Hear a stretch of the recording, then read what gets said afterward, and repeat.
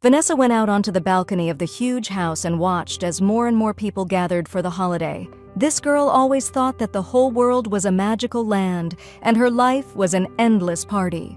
Her parents tore her away from her thoughts and dreams, and she reluctantly turned her head. Her dad and mom were very rich, and Vanessa had never wondered where it all came from. She just adored her parents very much, who always pampered her and never refused her anything. Also, the girl did not wonder who they really were until one day it was too late. Unexpectedly for everyone, a fire broke out in the house, and it spread very strongly, so that people barely had time to run out of the house. That evening, the girl thought for the first time that her parents had enemies, or they themselves were someone's enemies. In an instant, a weapon appeared in the hands of Vanessa's father and mother, and the father demandingly asked the nanny to take their daughter away from here. Barbara immediately grabbed the teenage girl in her arms and, closing her eyes, rushed away, passing the burning areas of the house. She managed to save Vanessa, but it was all over for her parents that day, and the girl was left alone. Tears did not stop flowing on her face. She could not believe that her parents were no longer there, and the nanny asked her to follow her. Encouraging the orphan, the nanny promised her that they could make her very strong, even stronger than her parents. Vanessa only saw the nanny as strong now, but she was only strong in protecting the children in her care. At the same time, Barbara could teach the girl so that she could also protect children like her. At first, the girl did not quite understand what the nanny meant, because she had just lost her parents and was left alone. But then she realized that there was no need to despair, and she always trusted Barbara, so she agreed to become her student. After this event, Vanessa spent the next 8 years in an elite nanny academy, the location of which was classified. Mrs. Barbara Strike had taken her under her wing, raised and trained her, and now she felt much stronger. After these years, this woman became the director of an elite nanny academy, which even pleased Vanessa. And now, after numerous lessons and training, the girl was ready to take on the first serious task. Shortly before her visit to the director, Barbara was talking about a generous offer with a certain Mr. Parvalone. The headmistress promised that with such a salary, they would be able to provide the best employees with many years of experience. But this person needed a special worker who had never worked with anyone before. Barbara took out a list of employees who were in line for the first task and presented it to the client. Mr. Parvalone wondered if all the people whose names were on the list were competent. The headmistress vouched that all their graduates were proficient in all the basic skills. They were all very well versed in early childhood development and psychology. It was also important for the employees to know how to provide first aid to the victims.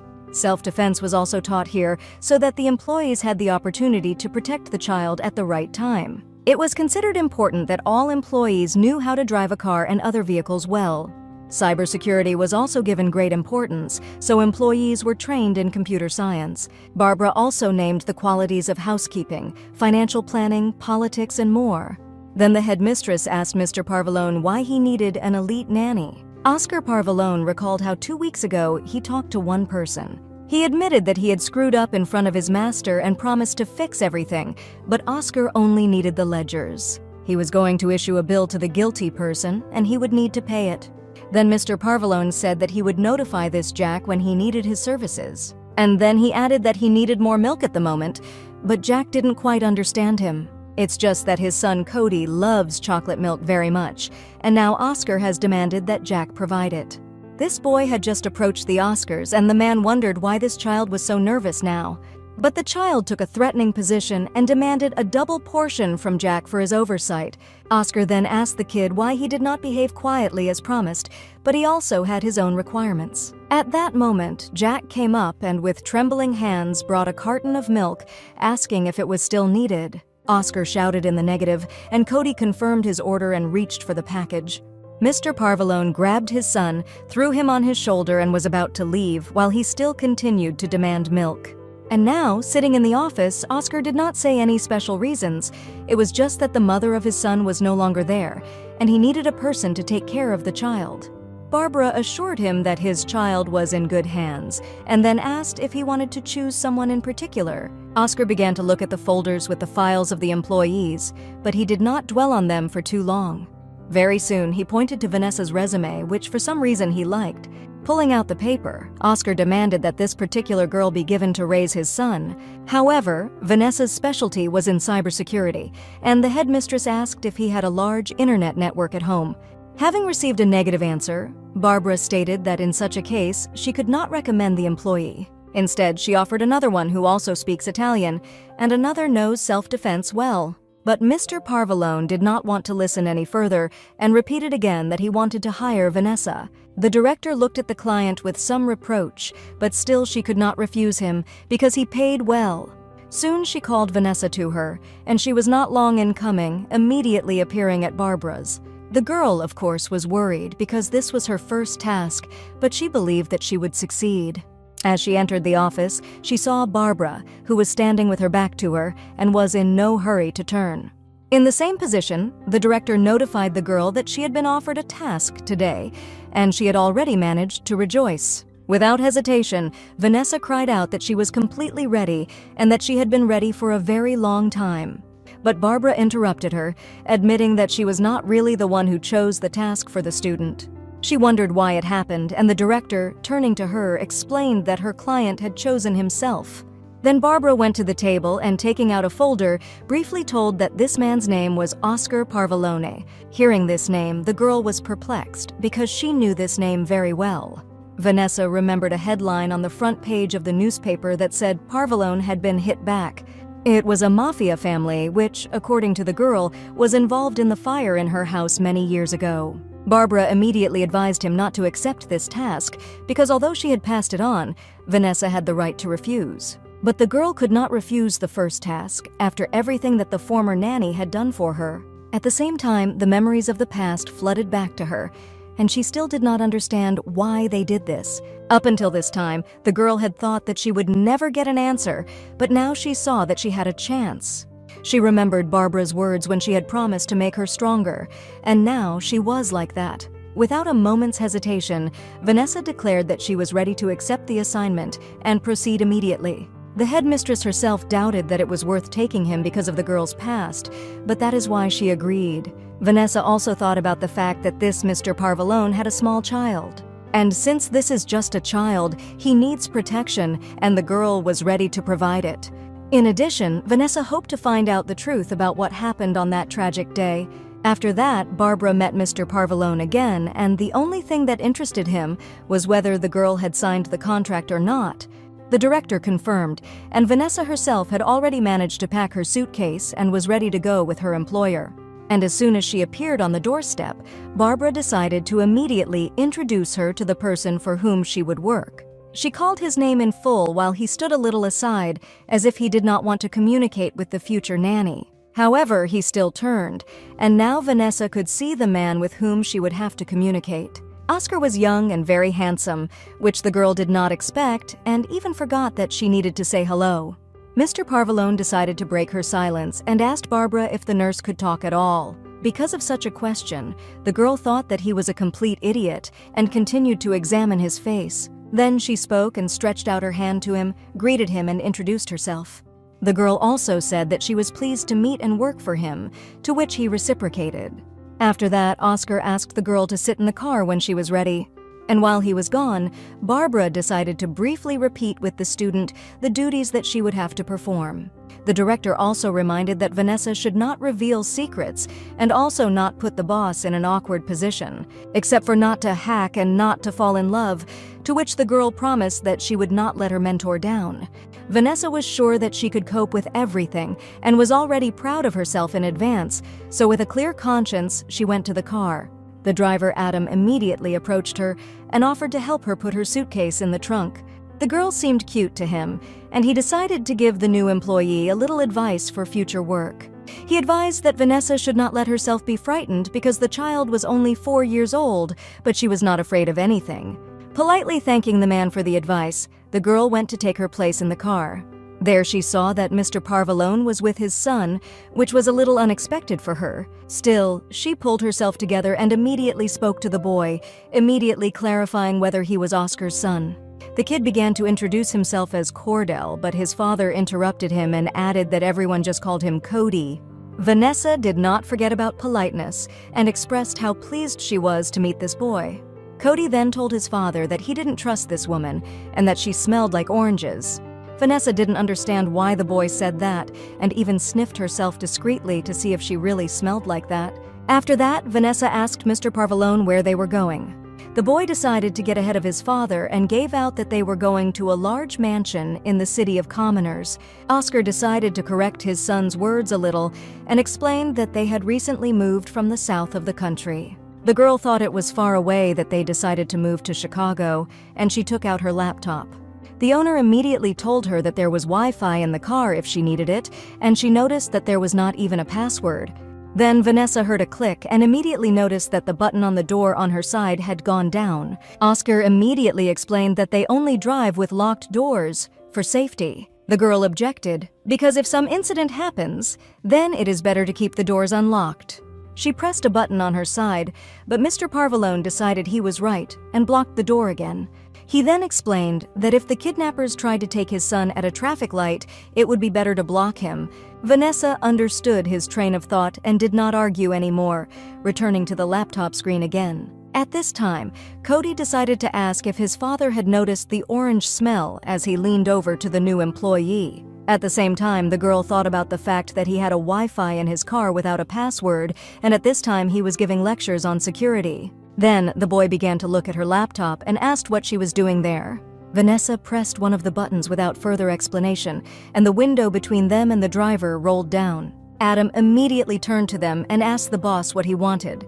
But he didn't need anything, and Cody noticed that his new nanny was quite cunning and skillful. Then Vanessa pressed the button again, and the glass between them and the driver rose again. After that, she turned to Oscar and offered to put a password on Wi-Fi if he was so worried about security. Mr. Parvalone squinted at the girl, but at the same time he understood that she was right and agreed. After a while, they arrived at the large mansion of the Parvalone family on the outskirts of Chicago. Adam immediately suggested that Vanessa follow Oscar, and he would take care of the luggage himself. The girl instantly examined the situation and was surprised that there were no guards and even no cameras.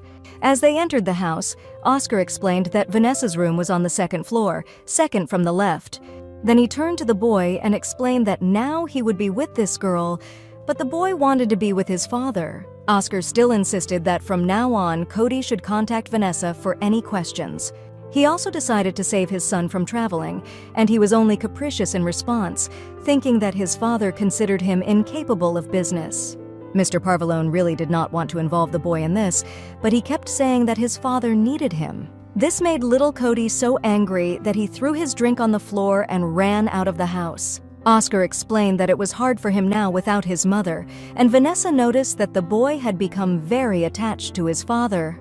Then the girl asked if Cody knew what Oscar was really doing. In response, the man asked if Vanessa knew this, and she immediately remembered the notes about his affairs.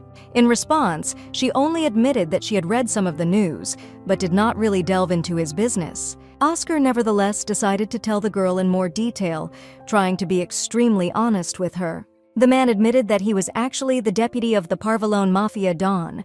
Vanessa was well aware that being the right hand of the head of the Mafia allowed him to be almost on the same level as the Don. Oscar went on to admit that he has a lot of enemies, more than anyone else, and he was more than sure that they would do anything to get to his only son. This boy was very important since he was the heir to the surname Parvalone. Oscar ended up saying that it was for the protection of the boy that he needed her, and the girl promised that she would do everything necessary.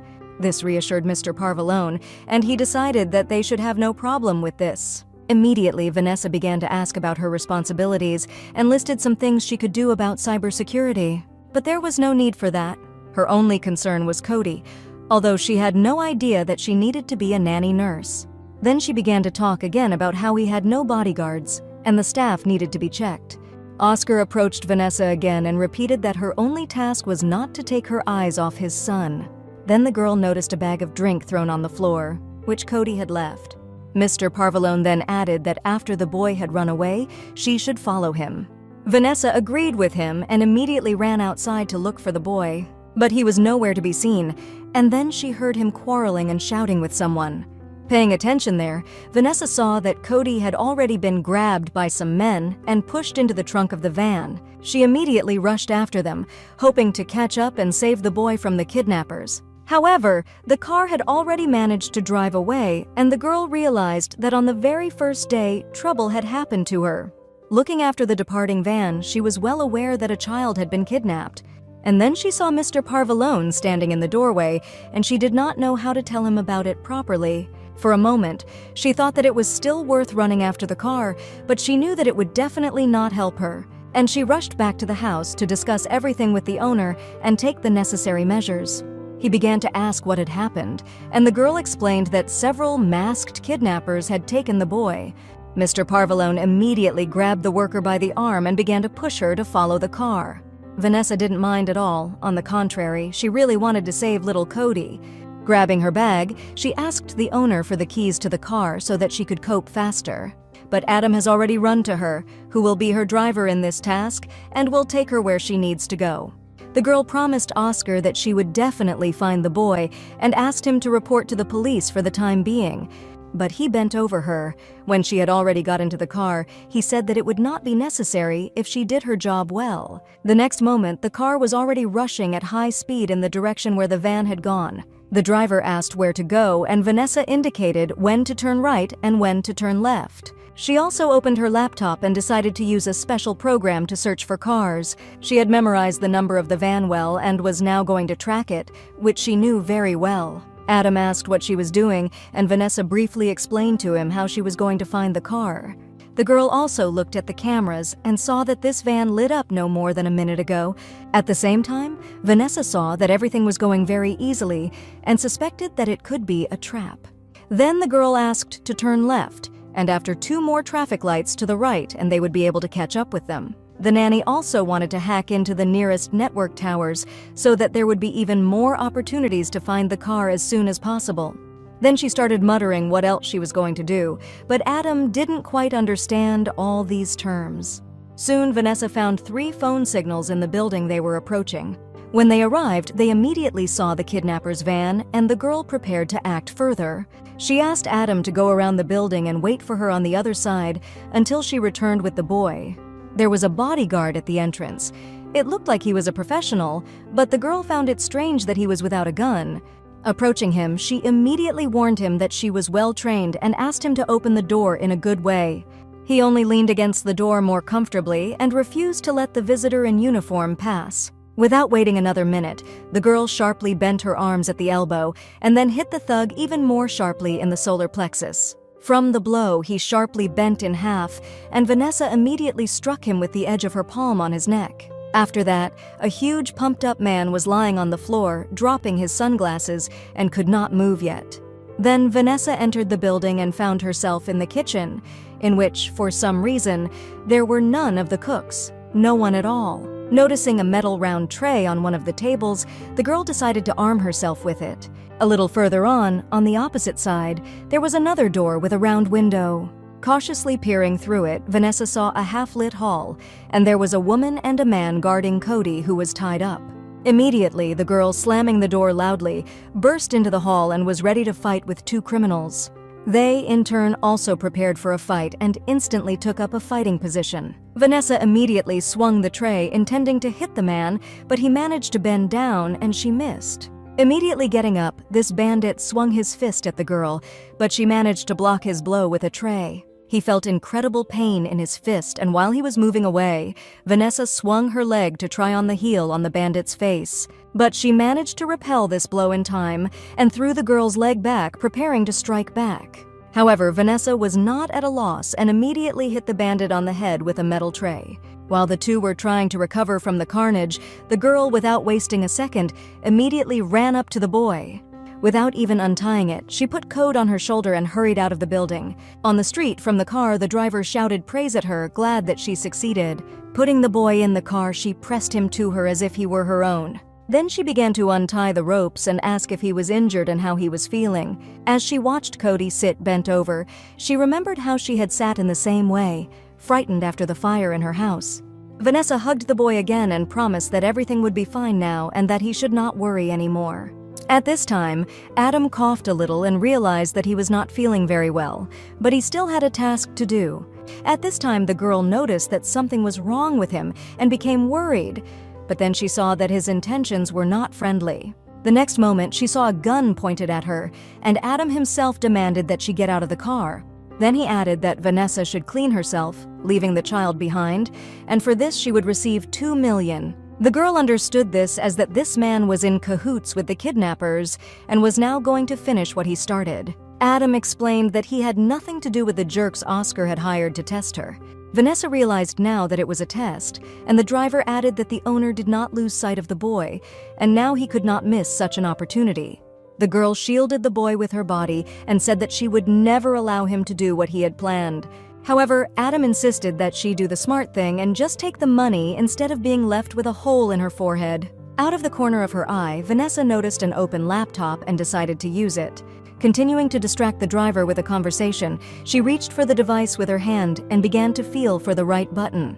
When Adam heard the nanny refuse again, he prepared to pull the trigger to finish her off. Soon, the girl's fingers were in the right place and she pressed the button without hesitation. At the same moment, the wipers began to work, sliding a quiet noise on the windshield. This distracted Adam a little, who turned around to find out what had happened. Vanessa needed this, after which she immediately pressed another button in the laptop. From this, the glass that protected the driver from the passengers rose and firmly gave Adam a hand, and he dropped the gun. At this time, the girl grabbed the boy and pushed the car door from her side. The next moment, she was already on her back, so that Cody was on top and not injured.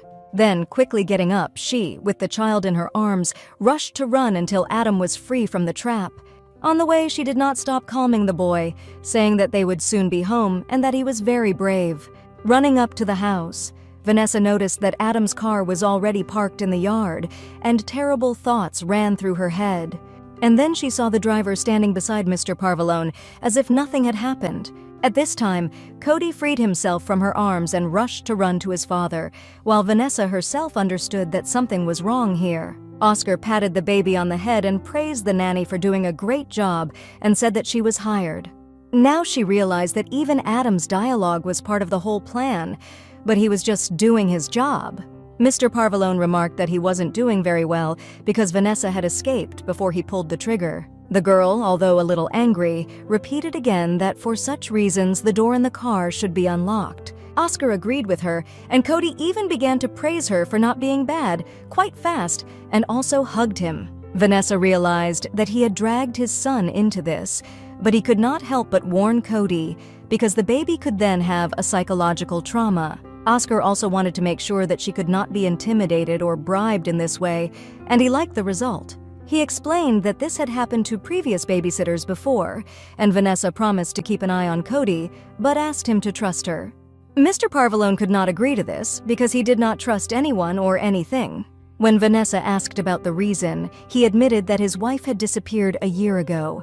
Then he took out of his pocket a wedding ring the size of a woman's finger and which was covered in blood. He then added that one thing the police had failed to mention in the reports, namely that his wife had been murdered. Oscar's face looked very sad and mournful. He even closed his eyes, remembering his wife.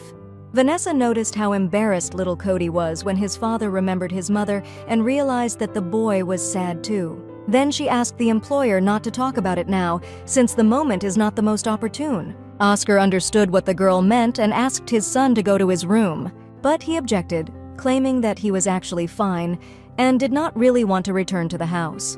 Then Vanessa noticed the windows and asked where exactly the boy's room was. He made a slightly displeased face, not understanding why the new nanny needed the window of his room. The girl then jokingly suggested that the child's room should be the one with the lace curtains. Cody denied it, and Oscar explained that his son's room was on the opposite side of the house. Then Vanessa decided that it was the one with the flower pots, but the boy objected angrily again. Then he grabbed the nurse by the arm and dragged her with him, intending to show what his room really was. And before the girl had time to leave, Oscar notified her to come to his office in 10 minutes. After that, she went after the boy, and his father only watched them off. Adam, who was standing nearby, noticed that he liked this girl and advised the owner not to scare her away. But Oscar believed that if Vanessa could be frightened, then she definitely did not belong here. The driver then approached the boss and shared the idea that she really smelled like oranges. Code, on the way, thought that the nanny was trying to deceive him, but she really only wanted to take a look at his room. Vanessa explained to the boy that, from what was there, she would be able to form an opinion about him. This was a bit of a surprise to Cody because no one had told him that before. The girl was really worried because he handled this kidnapping too well. She was also glad that it would not affect him too much. Meanwhile, they reached the room. The boy said that it was not cleaned since they had recently moved, and there was also something left from the previous owners.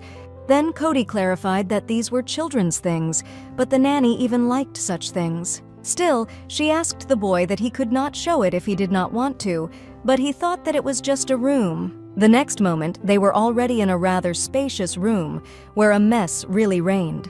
Immediately, a large number of empty chocolate milk cartons caught my eye. Then the girl noticed that Cody had a lot of almost identical costumes, even more than the Undertaker. In the other corner, there was a corner for creativity, which allowed the child to cope with inner experiences.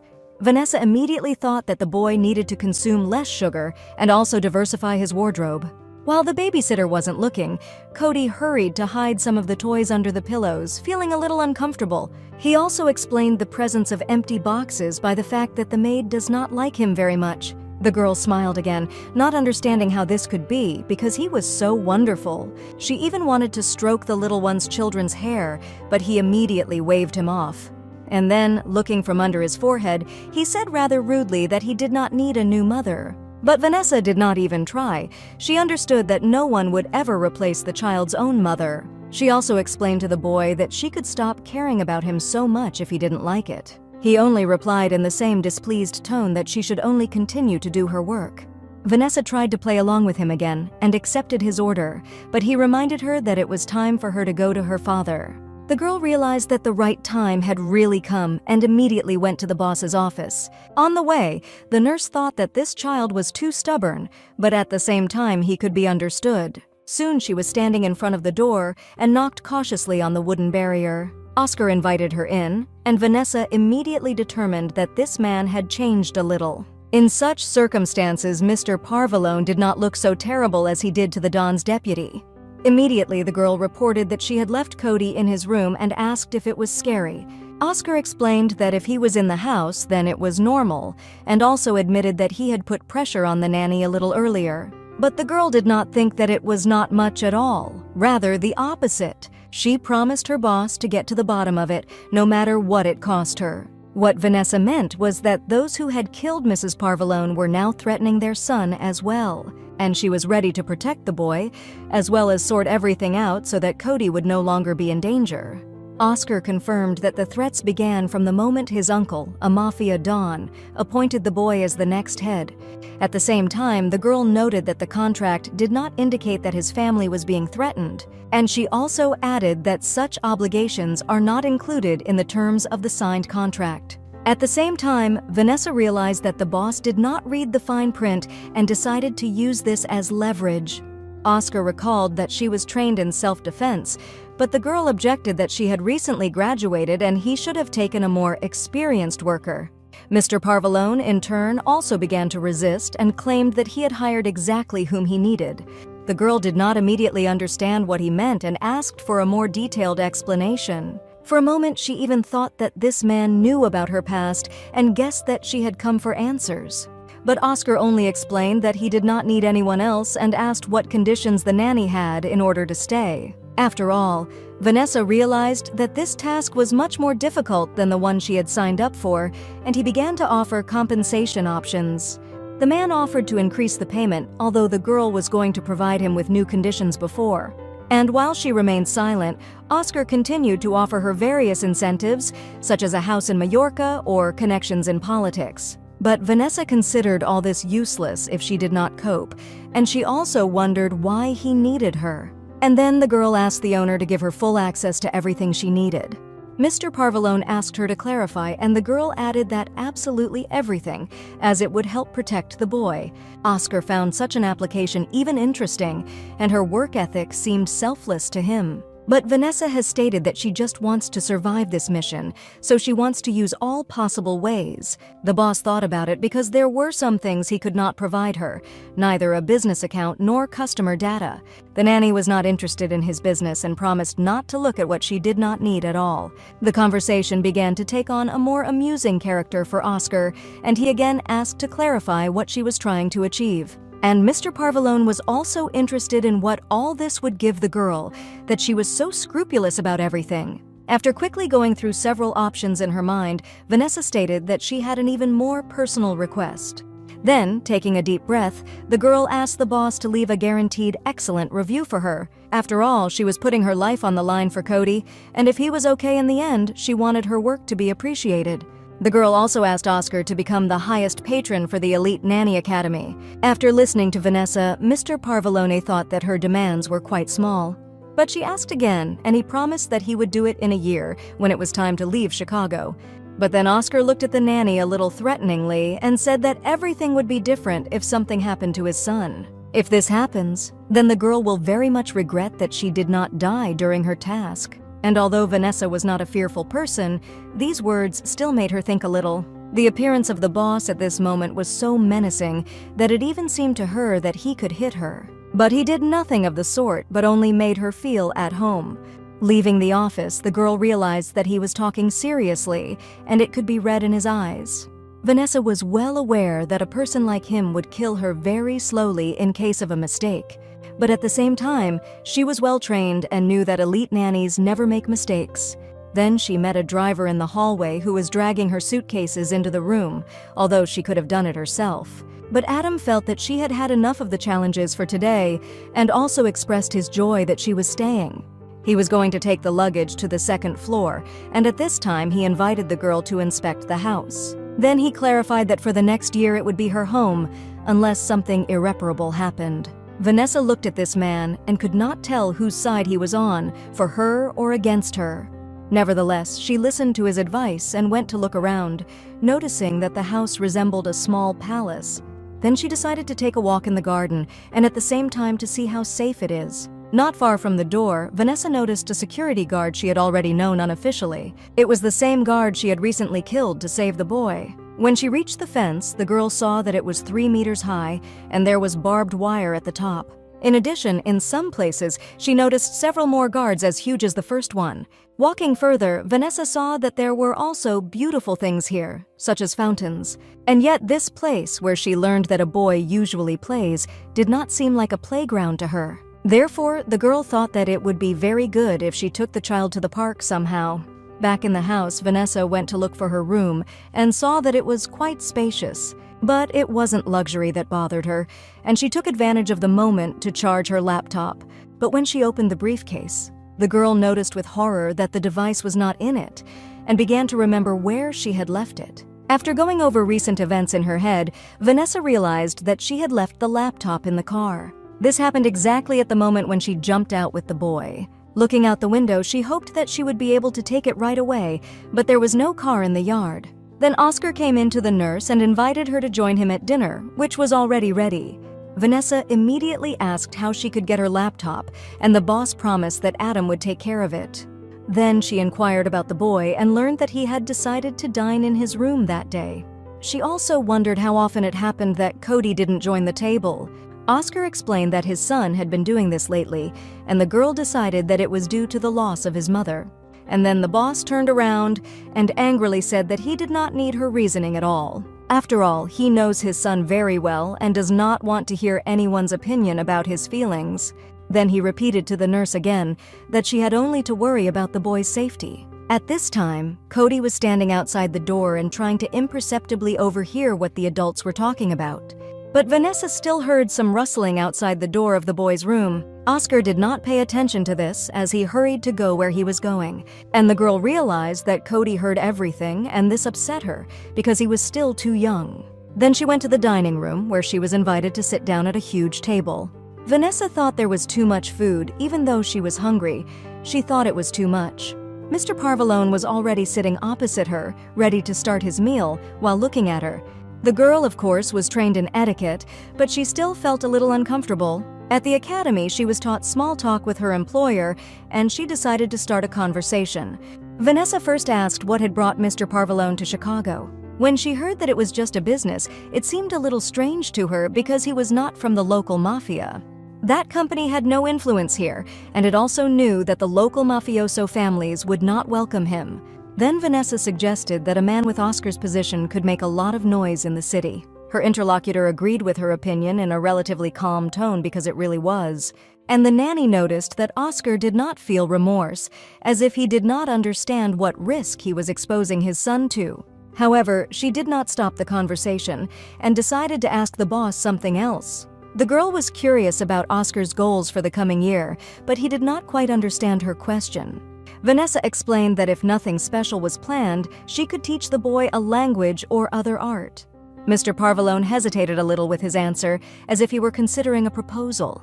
Then the girl heard that Oscar had thought about it earlier, believing that the boy really needed to learn something. But at the same time, he hoped that Code, as the future heir of Parvalone, should live up to certain expectations.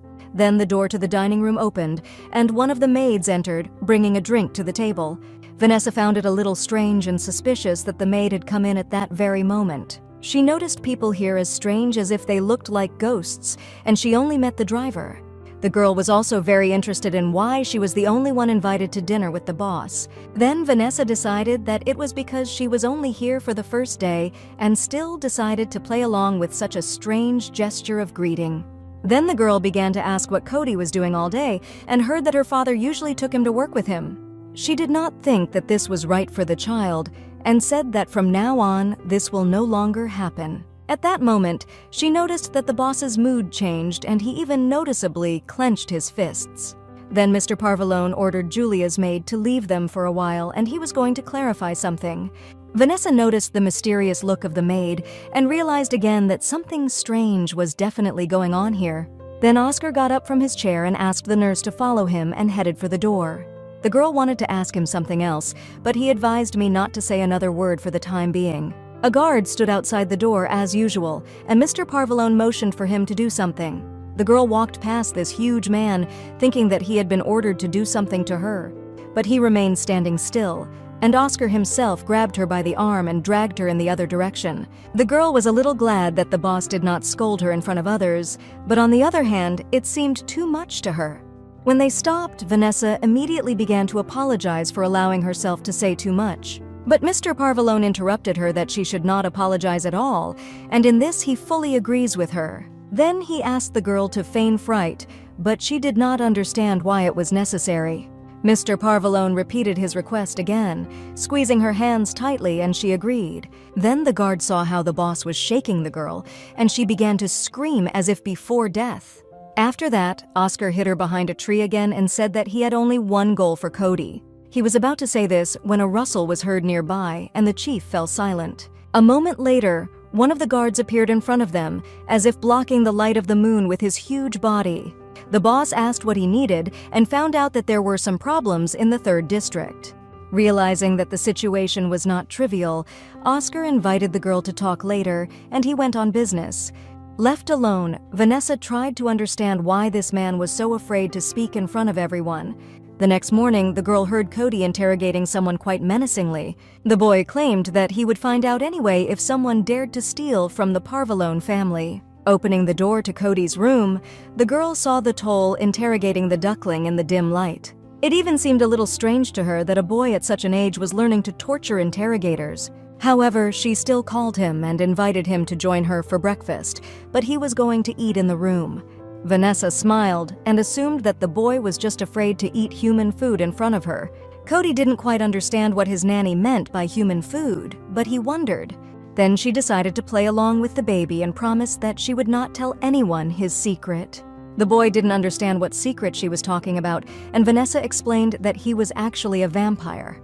She also explained this by the fact that he does not go anywhere and also eats only when no one sees his fangs.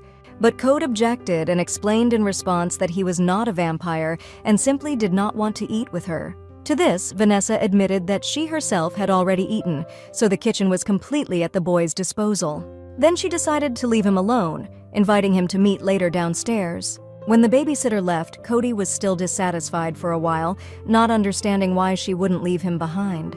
Then he noticed the duckling's gaze and ordered him not to look at him like that. After breakfast, Vanessa washed the dishes and was glad that the boy had finally eaten out of the room. On one of the plates, she noticed that he had drawn a vampire's face with fangs with sauce. The girl considered it a little impudent, but still she was glad that the child ate. And while she was finishing cleaning, after thinking for a while, she heard someone enter the kitchen. Turning around, Vanessa saw a woman in an apron in front of her and realized that it was Mrs. Kenneth. She immediately asked what the nanny was doing here, and the girl reported that from now on she would keep an eye on Cody's breakfasts and lunches. Vanessa also promised not to disturb Mrs. Kenneth, and she noticed that the new employee cleaned up well.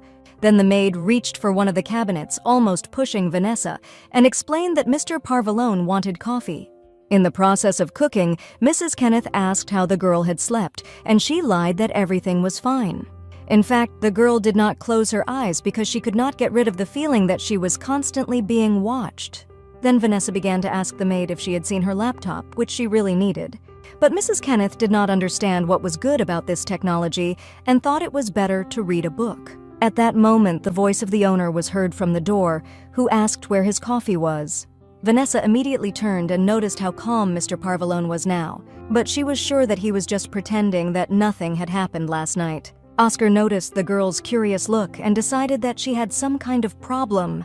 She didn't say anything to him, only to check if little Cody was okay. At the same time, Vanessa could not fully understand her boss, because yesterday he wanted to tell her about his son. Approaching the boy's room, she again heard him menacingly communicating with the duckling and realized from whom he had picked up such a thing.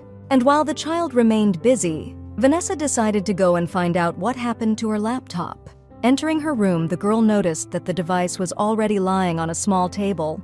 Vanessa was just eager to investigate, and she decided to take advantage of her free moment. Oscar did not tell her anything about his biography, so she decided to use a search engine. Opening the laptop, the girl immediately entered Parvalone's crimes in the south of the country. And soon she was able to read that this family had been running a mafia group for 100 years. Oscar's uncle is now a don due to his older brother dying and handing over the rule. But the uncle had no sons of his own, so his nephew became his deputy, and Cody is the heir. Now the girl was beginning to understand why this child was so serious and behaved like this. Then Vanessa decided to see what they wrote about Parvalone on the dark web and immediately began to poke at the keyboard. There, on some sites, the girl read that despite his short stay here, he had already managed to make enemies. At the same time, Vanessa could not understand why this man was doing this and climbing through the thick of problems. And then it occurred to the girl that Mr. Parvalone must have run out of business in the south. Then she heard Code calling her a mad ant, but it didn't make her angry at all. The girl immediately closed the laptop and went to see what the boy needed. Entering his room, she saw that a duckling was already stacked in her laptop bag, and Cody himself was looking for something. The boy could not find his favorite tie, and he was going to go to a night event with his father. The girl realized that Cody did not yet know that her father was not going to take him with him, and she began to think about how to explain this to him. Immediately, she offered to stay at home and play while Mr. Parvalone sorted out his business. But Cody was sure that his father needed his help because he was going to meet people who hated the Parvalone family. This was new information for Vanessa, and she even wondered how the little boy knew this. Cody also believed that when he was around his father, he was underestimated, and that was their advantage. Then the boy suddenly began to ask the nurse to support him when his dad came. The girl did not know what to answer, and then Oscar entered, who asked his son to stay with Vanessa. He himself was going to return only the next evening and believed that it would be safer for his son to stay at home. This upset the boy very much, and he tried to remind his father of what his uncle wanted. But he did not agree and insisted that Cody should stay in the house, so he would be calmer. As he was leaving, Mr. Parvalone turned to his nurse and asked him to keep a close eye on his son. Then the girl decided to take the chance and asked the boss to stay a little longer. He did not understand what she needed, but decided to listen, thinking that it might be important. At this time, Cody stared attentively at the nanny, hoping that she would still ask his father to take the little one with him. But the girl did not say anything of the sort, but only asked for access to his security system again. At that moment, the boy felt betrayed and abandoned, as if his last hope had been shattered. And Oscar didn't have time to do it right now, but he promised that he would talk to Vanessa about it when he returned. After that, Mr. Parvalone closed the door behind him, leaving my son as a nanny who was now offended by the whole world. The girl decided to defuse the situation and offered the little one to have dinner together. But Cody didn't want anything, and he asked the nurse to leave him alone and leave. Vanessa wanted to say something else to him, but Cody shouted at the top of his voice for her to get away. The girl still tried to persuade him, promising that they would have fun together. But the boy didn't see anything fun in it and was sure that his father just decided to leave him behind. Vanessa had no choice but to leave the boy's room, and he slammed the door behind her. In a way, she was well aware of how Cody was feeling, because she had once been in a similar situation. In the girl's memory, memories of her burning home resurfaced, and there was nothing funny about it. That night, Vanessa could not sleep again. She was again overcome by the feeling of surveillance. She searched the entire room for cameras but found nothing, and yet the feeling did not leave her. But despite all this, it was time for her to get ready to resume her duties. She also looked at her perfect room and thought that there was something terrible behind it all. But then Vanessa noticed the rising sun and decided to go out onto the balcony to admire the rays. After standing there for a couple of minutes, she returned to the room and decided to look into the search engine, and immediately she saw that Cody was already comfortably seated on her bed and the nanny invited him to breakfast. The boy still refused, and then Vanessa offered to take him to the park after breakfast. Cody still refused to eat her disgusting food, and even more so was not going anywhere. But then suddenly he became interested in the park and asked the nanny to tell him more about it. The girl told him about the playground on the street and also told him that there was a zoo in another place, but it's smelly. At this point, the boy admitted that he actually liked the Plaza de Balboa very much, but Vanessa did not know where it was. He explained that this is in the center of the city between the rivers, and there are many trees and benches, as well as fountains. The boy also admitted that they often went there with his dad and fed the ducks there. Already knowing a little about the character of the boss, the girl tried to imagine this picture. Still, she agreed to go there with Cody, but on the condition that they have breakfast together. After a while, Vanessa watched as her foster child fed the ducks breadcrumbs. At the same time, he asked the birds not to fight since he had enough bread for everyone, but they continued to cackle. Watching Cody, the nanny saw that this boy really missed his father, who disappeared somewhere all day. Soon the boy got tired of feeding the ducks, which by nature did not stop fighting, and threw the rest of the bread into the fountain. Then he turned to Vanessa, asked her to buy him ice cream. The girl noticed that it was time for dinner and did not want him to spoil her appetite. But the boy asked again, even with the word please, and added that his dad always bought him ice cream. At this moment, the baby looked so adorable that Vanessa could not refuse him, but only one ball. She then pointed towards the ice cream tent and invited him to go there. Cody objected and explained that his father always buys him in the old quarter, as there is even pistachio there. The girl agreed since he wanted this ice cream so much, and they went there. There were a lot of people in the area, and it seemed like a place for tourists. Approaching the cellar, Vanessa immediately asked for pistachio ice cream with chocolate chips for the boy. At the same time, the girl addressed him in French, and from his reaction, she realized that she still needed to learn. In a moment, the ice cream in the cone was ready, and the nanny took out her phone to pay through the terminal. At this time, Cody was looking carefully at the ice cream, which he was eager to taste. But suddenly, he came to his senses and ran away from there, as if a pack of bandits were chasing him. Vanessa barely had time to see which way the boy was heading before disappearing into the crowd. She immediately hurried after him, intending to catch up with him, but he had already disappeared around the corner. At first, the girl could not understand why Cody did not take the ice cream he asked for. She began to call him, only he did not call him names, and then she began to understand where Oscar's son could go. Mr. Parvalone was driving to an important meeting at that time, and he decided to devote the time on the road to thinking. Soon, the driver told him that an incoming video call had been received, and he asked from whom. Adam immediately replied that his uncle wanted to talk to him, but Oscar didn't even want to talk to him at that moment. He only asked to clarify what Uncle Johnny needed, since he decided to call in the middle of the day. The driver could not know what it was, but advised not to keep his uncle waiting. Then Oscar agreed to talk to him and asked the driver to connect with him. Opening the laptop in the salon, Mr. Parvalone pressed the button and immediately his uncle appeared on the screen. The caller's voice sounded slightly worried, and Oscar even thought at first that something serious had happened. But he began to ask how things were going, and his nephew admitted that it remained to coordinate with one more group. Johnny listened and then asked Oscar not to start a war because he knew his character well. These Mexicans were well versed in weapons, but they were not very good with luxury goods, and this may come in handy. Contacts with loggers as well as connections in Chinese retail chains will also help with this. Johnny was pleased with such news because soon they would be able to brand the city with their seal. In addition, the Normans are very much waiting for Oscar to prepare the ground, and he promised to do everything right. Uncle Johnny also did not forget to mention that the future empire would later go to his son.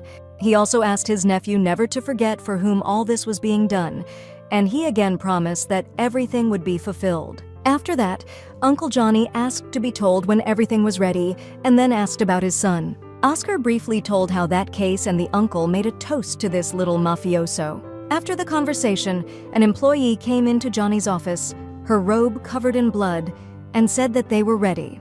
This was good news for the Don, and he wondered if he had caused much trouble. He prepared to go, thinking what the man would tell him this time, and he wanted something new.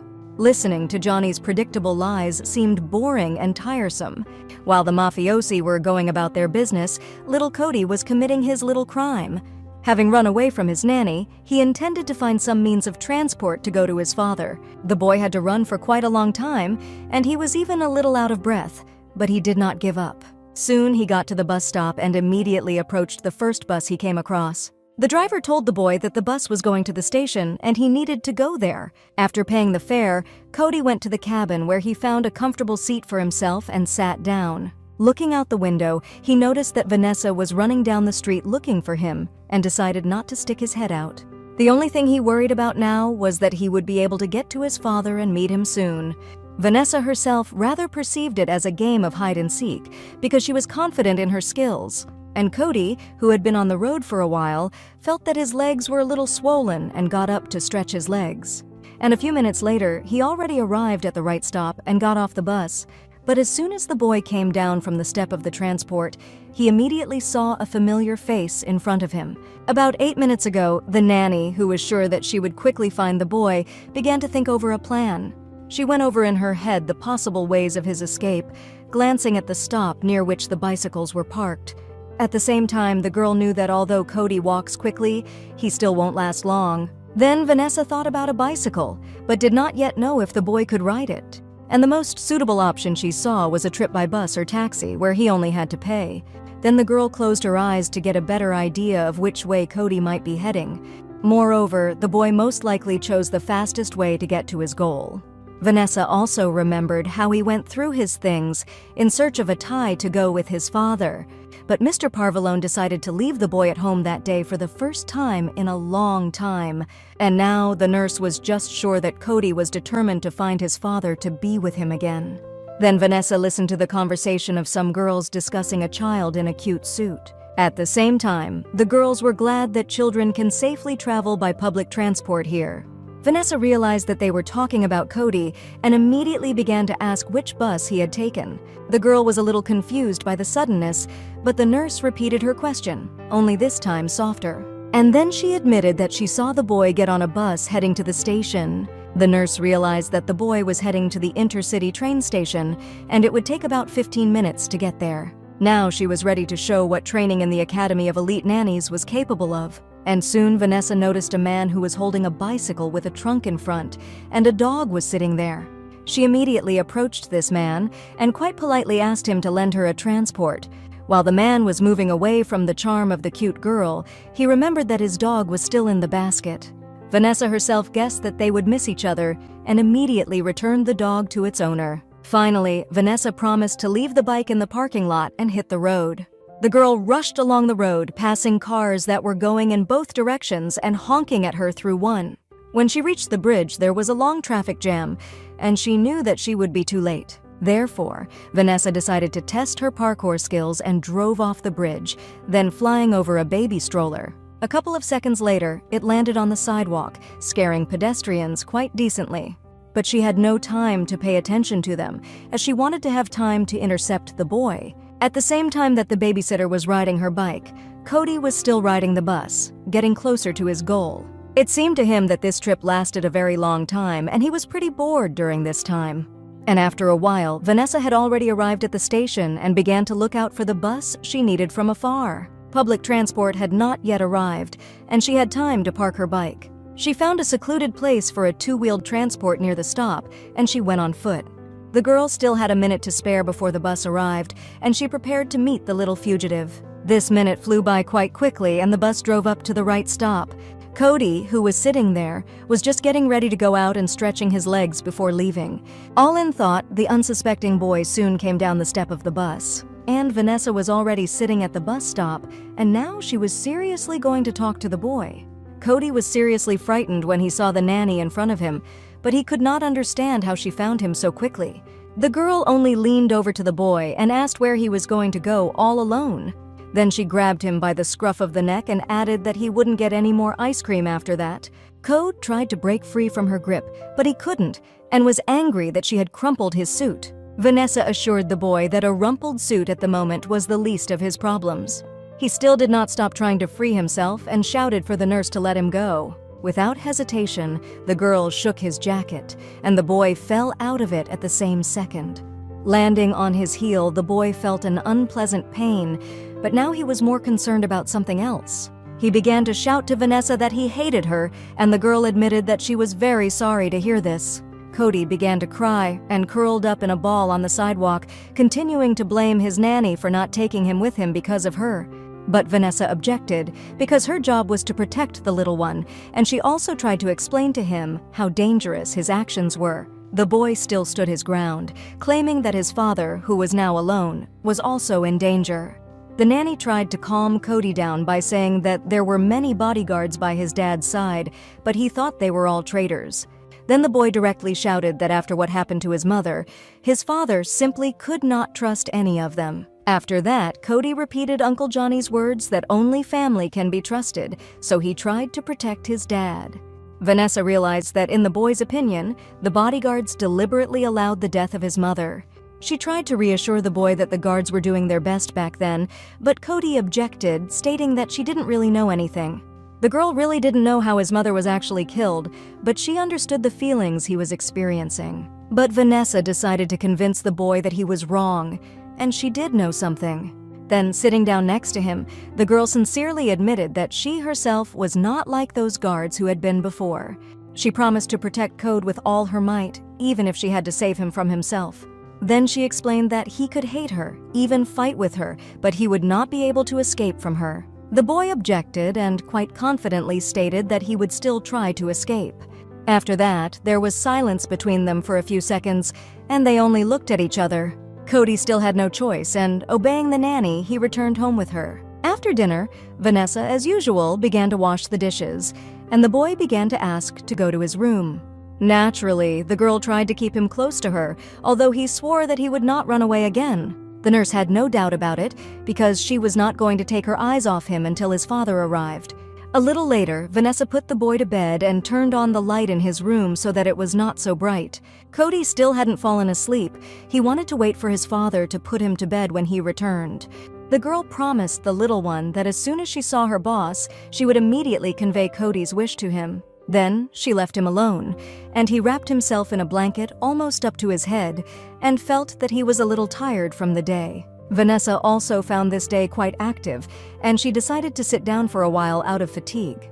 Sitting right next to Cody's door, the nurse also remembered that she had not slept at all for the previous 2 nights. It made her even more tired, but she couldn't let Code run away again.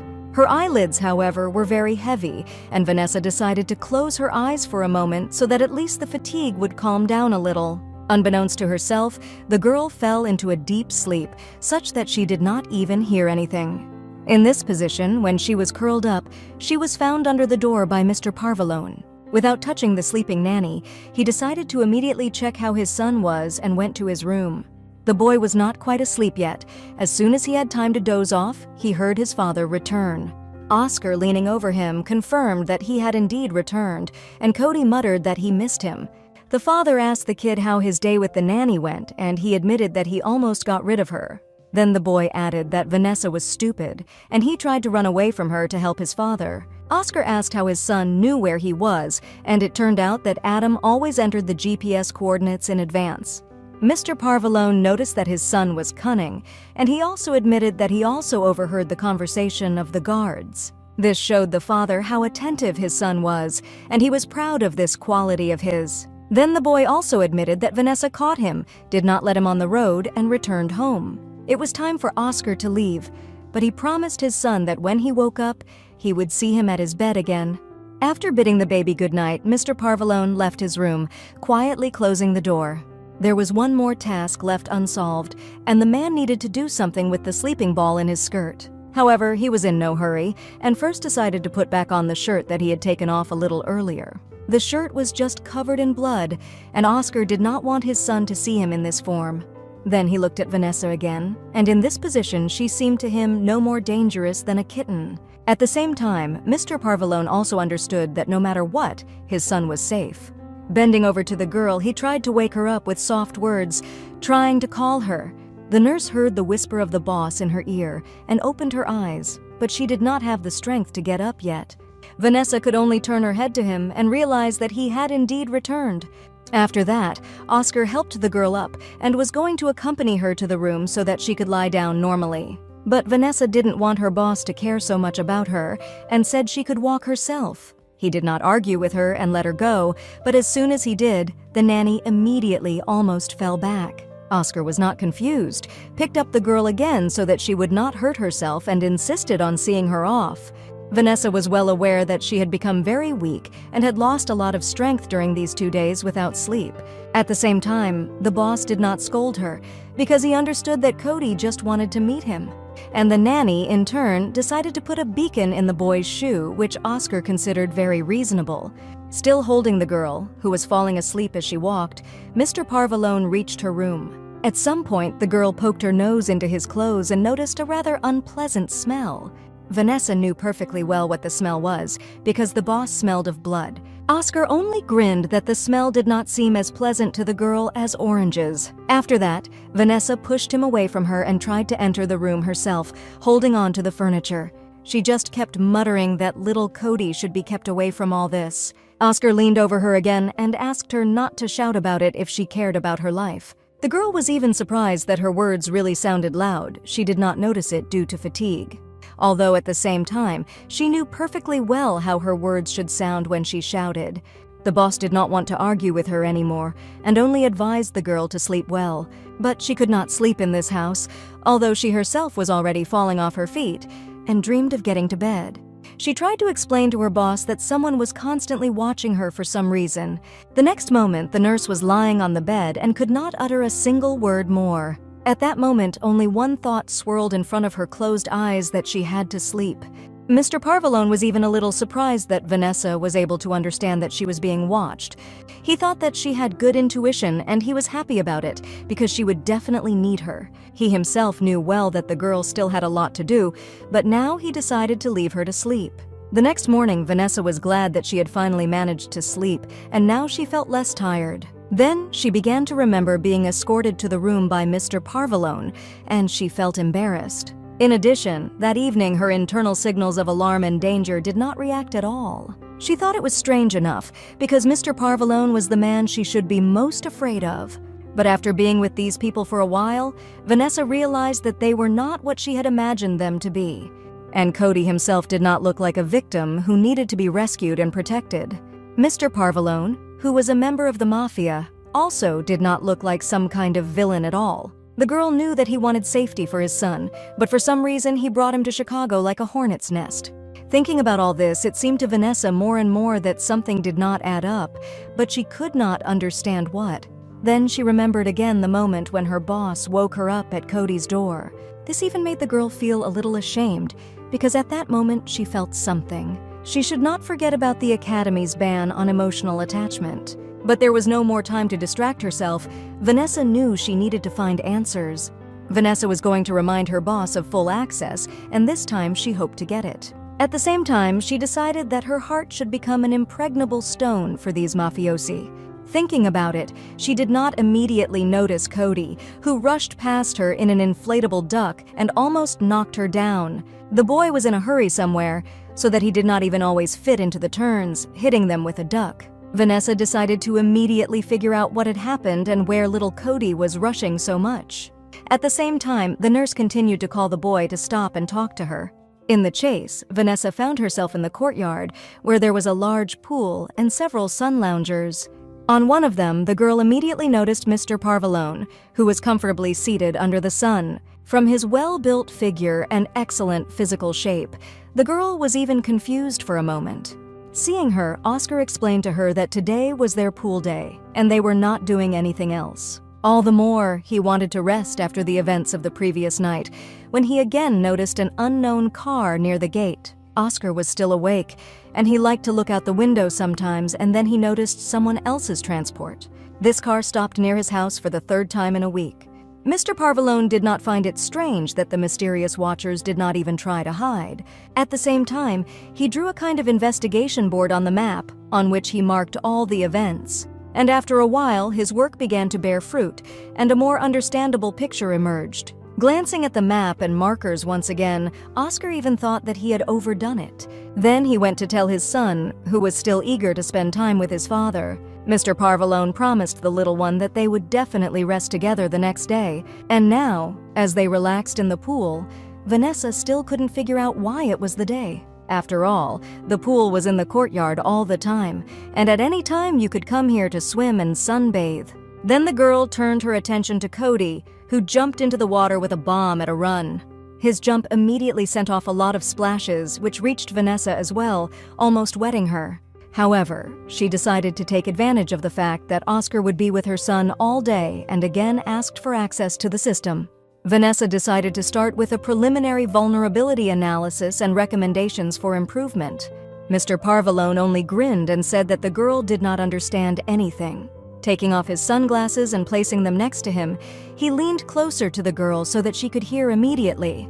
Then Oscar repeated once again that today was their pool day and no one should do any work. After that, he himself went to the pool to refresh his body after lying under the sun for a while. Vanessa still couldn't understand what this had to do with her, since she was not a member of their family. Then the driver appeared on the threshold and immediately realized that the nanny had seen such an event for the first time. The girl assumed that it was scheduled for a schedule, but Adam explained that such days were completely random. Then he handed the nurse a towel, explaining that he had brought it especially for her and that she should join in. At the same time, the driver noticed that she would be a little hot in her uniform, so it would be better for her to change. Vanessa turned her attention back to Mr. Parvalone and thought that she could not be quietly next to him now. Then she began to explain to the driver that she actually had a lot of work and she could not stay here. But Adam decided to explain to the girl in more detail, adding a reason why he did not cross this threshold. The fact is that someone who went to the pool on such a day can no longer just return. Vanessa still couldn't figure out what this strange rule was, but that was the whole point of the pool day. Then the driver began to tell that Oscar and Cody eat in the pool and also sleep here too. But the nanny still did not want to participate in this, and immediately Mrs. Kenneth appeared, who decided that Vanessa agreed. Then, without crossing the threshold, she asked the girl to pass the coffee to Mr. Parvalone. Vanessa was equally reluctant to agree and tried to break past Adam, but he blocked her way to the exit. Realizing that she would not succeed, the nanny asked to bring her a laptop, but found out that equipment was also not allowed on that day. And then Cody came up to her, who offered to dive with him for a ring, thinking that it was fun. And then behind her back, she heard Oscar's voice, who hinted that she would not be able to escape from here. The boy then shouted that the day by the pool was considered sacred, and the nanny now only had to change her clothes. Mr. Parvalone immediately pointed to one of the doors, explaining that there was a changing room. After a while, standing in her swimsuit, Vanessa realized that her plans to get answers today had failed, and she decided to try to get along with Cody instead, so that he would not be so alien to her. Approaching the water, she saw that the boy was holding 3 rings in his hands and invited her to play again. Oscar, meanwhile, sipping coffee, watched with interest the actions of his son and his nanny. And Vanessa was already ready to jump into the water, and she decided to do it a little with effect. The next moment, she was cutting through the air with her hands and rapidly descending to the water. Parvalone watched with curiosity as the girl made her jump, head down. And a few seconds later, after the nanny disappeared under the water, she emerged with a ring in her hands. Cody immediately asked if his father had seen all this, and he nodded affirmatively. Then the boy told the nanny that he would be able to get the next ring first than her. The next moment, they were both under the water, each trying to reach the ring as quickly as possible. And when they surfaced, the boy noticed that he was definitely missing something. While they were underwater and he was carried away by the capture of the ring, the nanny managed to pull the duck circle from him. Now she even teased him in a childish way, trying to play, but this only made the boy angry. Still, she did not separate him from the duck and soon joined the owner to sunbathe on a sun lounger. Oscar noticed that they were having fun, and Vanessa noticed that the boy had quite a lot of energy. And while the adults were resting, Cody continued to splash in the water, not wanting to get out of there at all. Then Oscar remembered how recently the girl was very eager to gain access to his security system. This even seemed a little suspicious to him, because he decided that the nanny had ulterior motives to get closer to him. From such words, Vanessa even stopped chewing her sandwich because the boss himself promised to give her full access. After listening to the girl, Oscar sprawled on a chaise lounge like a model and asked if such full access was enough for her. It was definitely a joke on his part, but Vanessa, who knew him to be serious, couldn't believe he was joking. For a moment, she even thought that her boss had been replaced and now a completely different person was sitting in front of her. Adam, the driver, reappeared on the doorstep and asked the boss to talk to him. The driver never bothered Oscar just like that, and he immediately got up and came to find out what had happened. Vanessa even thought that after all the turmoil, Mr. Parvalone would just leave, and so did Cody. Adam briefly explained the essence of the matter and advised that the boss needed to see it himself. But Oscar could not leave here, because today was the day of the pool. But then he heard the words of his son, who also advised him to go. Mr. Parvalone was even a little glad that his son understood him and was not angry, so he agreed. But before leaving, he turned to Vanessa and asked her to look after the boy. Then he soon disappeared behind the doors, and the girl managed to notice that her boss looked a little frightened at the same time. Vanessa was well aware that something had happened, and something was not good, but she didn't know what it was. Presently, Mr. Parvalone, following the driver, was heading towards one of the sections of the fence near the gate. At the same time, he interrogated Adam if he had time to see the license plate of the car, which again stopped at his house. The driver admitted that at that moment he was in the kitchen, but was sure that these people had been watching for a long time. When Oscar reached the place, he saw that a gutted teddy bear covered in blood was hanging on the bars of the fence. He asked Adam to check for explosives or a surveillance device and to dispose of the toy later. Meanwhile, Vanessa noticed that the boy was still sad and suggested that he dive for the rings again. But Cody got tired of this game, and the nanny offered to come up with some new entertainment. Vanessa was going to guess his favorite things, and if she made a mistake, Cody could push her into the water. And although this game seemed silly to the boy, the girl decided to play anyway and offered to start with his favorite animal. Cody only stared questioningly, and the nanny, when she made a rather thoughtful look, and then she tried to guess which animal he liked and named the giraffe. But it wasn't the kind of animal that Cody liked, and he even playfully pushed the babysitter into the pool. It seemed that the boy was beginning to like this game, and now he offered to guess what his favorite food was. The girl was sure that she knew this, because she was his nanny after all, and she simply could not help but know. After going through all the dishes that the boy ate with an appetite, she named asparagus. But this time, Vanessa was wrong, and Cody pushed her into the water again, this time with even more enthusiasm. The girl somersaulted into the pool while pretending that she was significantly hit by the boy's push. This made Cody laugh even more, and he no longer tried to hide his childish laughter. Then he decided to confess to the nanny that she was not as bad as he had thought before. Then the girl noticed Mr. Parvalone behind him, and at the same time realized that he had not returned to continue bathing. Noticing the babysitter's gaze, Cody also turned around and was very glad that his father had returned, but he needed Vanessa. Mr. Parvalone offered to call Adam to his son if he wanted to continue swimming. The girl, meanwhile, was not long in coming and was already getting out of the water, especially since she herself was interested. She immediately asked the boss what had happened, but he did not want to talk about it in front of his son. Taking a towel from his neck, he threw it in the nurse's face and ordered her to come to his office in 10 minutes dry. Given how much time she had allotted, Vanessa knew she wouldn't have time to go to her room to get ready.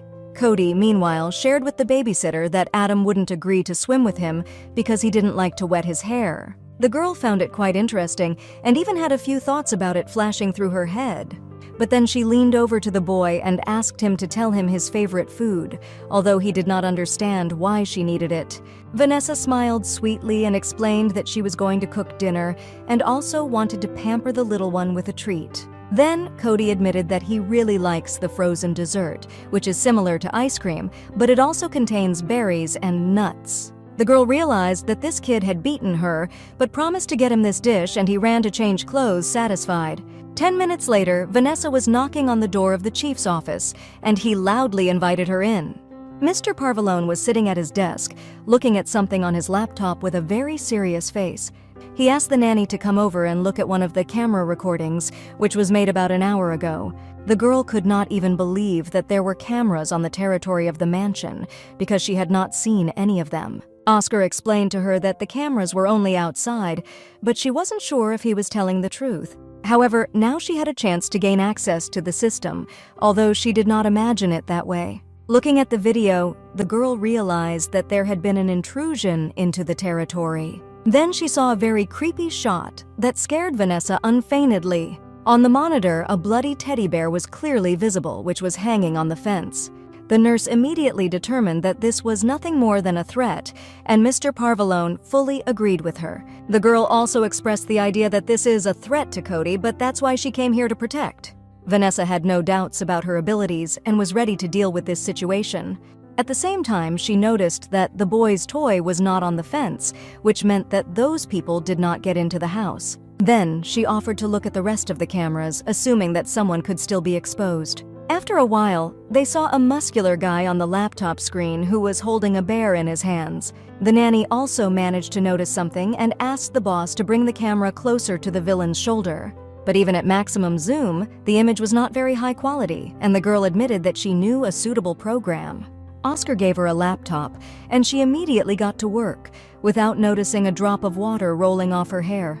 That drop fell on Oscar's shirt, and he thought that the nanny hadn't dried his hair well enough. Vanessa herself did not pay attention to this, and almost a minute later she had everything ready. The girl enlarged the image, and now it was possible to see the tattoo on the criminal's shoulder. The nanny knew that such tattoos were done in a Russian prison after 2 terms of imprisonment. Oscar thought her knowledge was incredible, but she saw it incredible that he had made enemies in just a month. Then the girl suggested that the Don of the Mafia Parvalone had some significant problems with the Russians. She also assumed that her boss had broken into their territory without knowing it, or that he had something they needed. And when the nanny again asked what he had forgotten in Chicago, he explained that he only made acquaintances and influenced people. Still, the girl was not joking, but Mr. Parvalone decided that it was his turn to ask questions. He was very curious how the nanny could know so much about organized crime. He began to seriously question her where she got such knowledge that goes beyond the duties of a nanny. Then the girl stammered, because she realized that she had unwittingly blurted out too much, and now she had to excuse herself. She began by doing research before accepting a job offer, but Oscar did not believe it, because then no more than an hour had passed. Vanessa began to back up her words by saying that many things were already known to everyone, and she had read about them. Mr. Parvalone could not stand it anymore and banged his fist on the table because it concerned his field of activity. Then he asked the girl again, and she admitted that they had been taught this in an elite academy. Oscar still did not believe the nanny, and she seemed more suspicious to him every minute. Grabbing the frightened Vanessa by the shoulders, he demanded that she tell the truth, otherwise he would kick her out. Then he added that he would never allow his son to be protected by a deceiver. The girl understood that this was a decisive moment and she had to say something to her boss. At the same time, Oscar must not find out that she is actually investigating the murder of her parents. At this time, Mr. Parvalone squeezed the girl's shoulders even harder and gave her 5 seconds to answer. Vanessa thought that she could put him on his shoulder blades right now, but it would end in defeat for herself. After all, she will be immediately fired and then she will no longer be able to find answers to her troubling questions. In a slightly trembling voice, the girl admitted to Oscar that she could get into big trouble later. He did not understand that Vanessa could be threatened more than he himself and asked for an explanation. The nanny admitted that there would be problems with the law, and with the academy, and with everyone in general, and it would end badly for her. Mr. Parvaloni still did not believe the girl and assumed that she was a member of some gang. Vanessa definitely did not expect this, and was even surprised that her boss could think such a thing about her. He continued that the nanny was in a syndicate or worked for competitors and now came to spy on him. And then Vanessa cried out in fright that she was just a freelancer, and Oscar realized that this girl was a mercenary. The girl determined that her boss did not quite understand her, while trying not to laugh, and lowered her head. The nanny continued her story that she is a freelance hacker and sometimes does something illegal. Then she added that such people are called black hackers who really need money. Then she continued to play this role and said that despite all her actions, no one was hurt. At that moment, Oscar remembered the day when his son was kidnapped and the actions that the nanny lured to find him. The girl also began to tell me that, in fact, her work is not so difficult if you know what's what. At the same time, Vanessa does not get involved with criminal organizations, as well as syndicates or gangs. She just sits on forums on the darknet, and there you can find out absolutely everything about criminal organizations. Oscar wondered if her headmistress knew about this, and the girl began to ask him not to tell Barbara about it. Then, watching the boss's facial expressions, Vanessa realized that he was beginning to trust her again. He promised not to tell anything, and at the same time he had such an expression on his face that Vanessa did not like it very much. And she was not mistaken, because immediately after that, Mr. Parvalone asked the nanny to find someone for him. The girl hoped that this would not be a difficult task for her, and began to ask who exactly he needed. Without a word, Oscar took the laptop with his hand, showing that it was the criminal he wanted to find. It really wasn't difficult for Vanessa, but she needed a copy of this video to work. Oscar gave her a tablet with all the necessary files and allowed her to start the task, and he would look after his son himself. Leaving the boss's office, the girl thought that somehow he believed her too quickly. In any case, she was willing to accept any job he offered in exchange for his silence. In addition, Mr. Parvalone gave her a tablet that was connected to his network. After all, not every person would trust a hacker with their data, and the nanny thought that this could be another test. The girl swiped on the screen and it unlocked, and she continued to think. After all, if she were in his place, she would give the hacker access to the data and then check what this hacker would do. And then she noticed a program that was recording everything she was doing on the tablet somewhere else. Vanessa decided not to disappoint her employer and was going to do everything so that he would like it. For her, it was a very simple matter, which she rather perceived as a show. At this time, in the south of the country, one of Johnny's trusted employees knocked on the door of his boss's office. The sight of this worker, named Simon, was very excited, and he claimed that there were some problems. At first, Johnny thought the employee was referring to his outfit, but that's not what he was going to say. Although he did not miss the word that he would try to change the cut of his clothes a little to a looser one. Johnny didn't really care about it at all, and he spat out the husks of the seeds into the jar in displeasure. Simon noticed that his boss was in a very unhappy mood, but he still had to tell. He was already tired of looking at the shaking worker and ordered him to tell what had happened. At the time, Simon admitted that the mirroring program had picked up unusual data entry, but Johnny asked for a simpler explanation, and he explained that apparently Oscar found their spyware. However, Johnny knew well that his nephew was not such an expert in computers as to detect this program so quickly. Then Simon added that background programs on the tablet are viewed, and Oscar can understand what to look for. The boss still did not see this as a problem because he did it specifically for his relative. Still, the employee was worried that Oscar might inadvertently remove this spyware, but Uncle Johnny was sure that his nephew would not do such a thing and began to spit the seeds again. And then he hit the jar on the table a little nervously, but at the same time he did not look excited. Johnny was sure that Oscar would not interfere with him, no matter what he did. Some time ago, the boss taught his nephew a lesson that he should remember for a long time. Meanwhile, Vanessa continued to poke her fingers at the keyboard of her laptop for information. To begin with, she decided to set up a facial recognition scanner based on the European Union and then expand it if necessary. The girl was sure that the mask on the face of the villain would not be able to deceive this program. And even if this person leads a hidden life, sooner or later he will still show up on camera. And while the search was being carried out, Vanessa decided to check on Cody, but immediately there was a signal that a match had been found. The girl thought it was strange that everything happened so quickly, but she decided to immediately check what the computer had found. There, she saw a photo of this guy who was writhing in different poses in front of the camera. Vanessa saw that the villain even had his own Facebook account, and this surprised her quite a bit. The guy was not at all shy about being filmed and quite often posted his photos and videos. Looking at them, the girl thought that she noticed something and began to dig further. At this time, Cody was looking out of the window into the street, as he was curious about what was going on there. He saw Mrs. Kenneth carrying a can of cleaner and a rag somewhere. Then Adam suddenly grabbed the baby by the collar and explained that it was very bad to stick your nose where it should not be. Cody took this as the driver decided to threaten him, but he explained that he was only saying a saying. Then the boy broke free from his hands and ran away, planning to investigate a case with the duckling. Meanwhile, Vanessa continued to study the information when she heard the boss's voice behind her. Turning around, she saw that Oscar was holding a plate of food that he had brought her. He explained that she had just missed dinner, but the girl was more worried about whether Cody had eaten. The boss assured that Mrs. Kenneth was taking care of his son, and then noticed that Vanessa had found the criminal. The girl admitted that she found him faster than she expected, but at the same time, something is missing from his photos. The nanny opened one photo where he was without a t-shirt and asked the boss to take a closer look. The same shoulder was turned there, and Oscar immediately noticed that the guy was missing a tattoo. At the same time, he did not understand what this meant and thought that most likely the program was wrong. But Vanessa assured that it was him and that he did not even have a twin brother because she checked the records of the maternity hospital. Mr. Parvalone then decided that the villain had a tattoo quite recently, but the nanny recalled that he had also recently served 2 terms in prison. Then she told me that this photo was 2 weeks old, and if the guy had gotten the tattoo recently, it would still be healing. And although Oscar assured that this was not the right person, the structure of his body from bones to muscles matched perfectly. Then the girl explained that this is the person they are looking for, it's just that his tattoo is not real. Then she suggested that the criminal could have known what would be caught on camera, so he set it all up.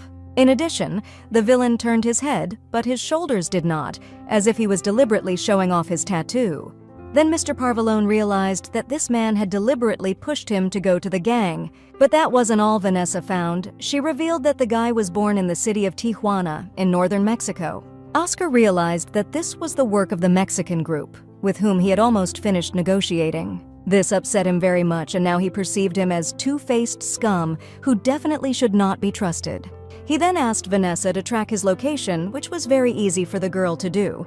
Meanwhile, Mr. Parvalone was glad that he had done the right thing when he hired this girl. Vanessa didn't quite understand what her boss meant and hoped that he would explain to her in more detail. But he did not tell more, but simply thanked him and asked to notify him when everything was done. The girl still did not lag behind Oscar, and he admitted that he correctly assessed her skills, and she can consider it a compliment. In response, the girl also admitted that she took this job only because, according to the head mistress, he himself insisted on it. Then Vanessa began to interrogate why Oscar chose her, but he asked her to think about it herself. And then she said that recently he accused her of lying, although in fact he knew what she was capable of. Oscar explained that her resume simply focused on computer skills. The girl held her head because somehow the boss found out that she was a hacker and at the same time forced her to confess to it. After all, her resume stated that her skills were only related to protecting network security. And then she assumed that she was hired so that Oscar could expand the skills of the crime syndicate. At that moment, their conversation was interrupted by Cody, who suddenly burst into the room and demanded an explanation.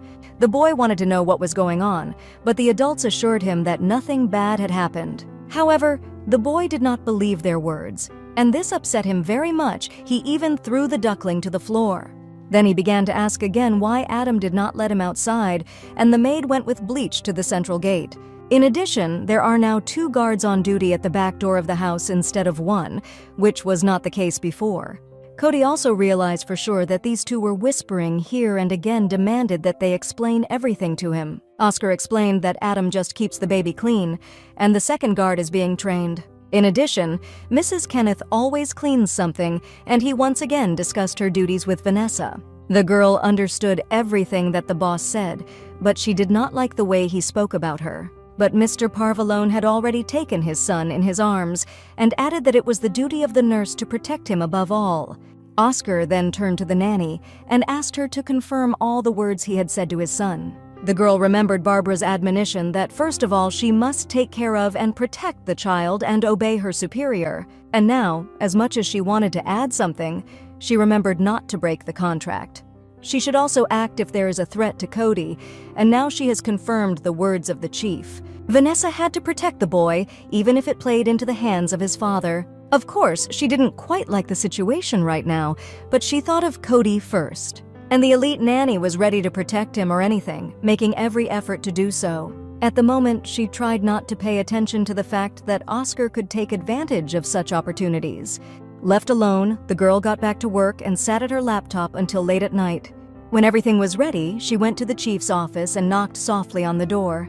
He was not long in waiting and immediately opened it to her and asked what she had found. The nanny reported that all the locations where that criminal was seen are not related to his house or legal business. This seemed to Mr. Parvalone even very suitable, and it was evident that he was already up to something. But he also understood that, after all, Mexicans would clearly have more worries and forget about his family. Oscar went to his investigation board, although the nanny preferred not to find out the details. After making a few more marks on the map, the boss asked if the girl had anything else to do with him.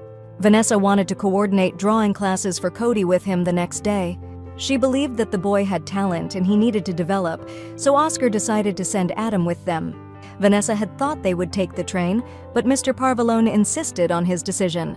Then the nanny came out and her boss noticed that she was starting to treat him again. Still, he needed this girl, and he didn't dwell on her changeable behavior. Moreover, he did not need to be distracted from his main task, and he made a few more marks on the map.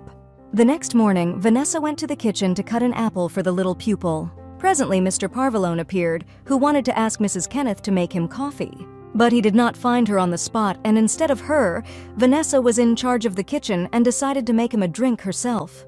In the process of cooking, she decided to share that there is quite interesting news on the network today. At night, caches of weapons were found in the hands of the Mexicans, and they lost almost $1 million worth of goods. Oscar smiled mysteriously, suggesting earlier that such things were not interesting to the girl. But then he hurried to calm the nurse, assuring her that it was not his doing, and that he had nothing to do with it. Noticing that Vanessa didn't believe it, he explained that he didn't have enough people to pull such a thing off. The girl understood that it looked like the truth, but she still had some doubts. And then Oscar, drinking ready-made coffee, admitted that he had the number of grandmother Ivanova. This confession shocked Vanessa because she had heard very well about this old woman. Ivanova was not just a grandmother, she manages all the group's organizations in Western Europe. Then Mr. Parvalone also told the nanny that Russians are very sensitive to their tattoos. Having just finished drinking coffee, Oscar retired from the kitchen, wishing him good luck in his drawing classes. Left alone, Vanessa thought about the fact that this man had more connections than she had previously thought. After a while, the nanny had already arrived with Cody at the right building, although the boy did not see the point in it.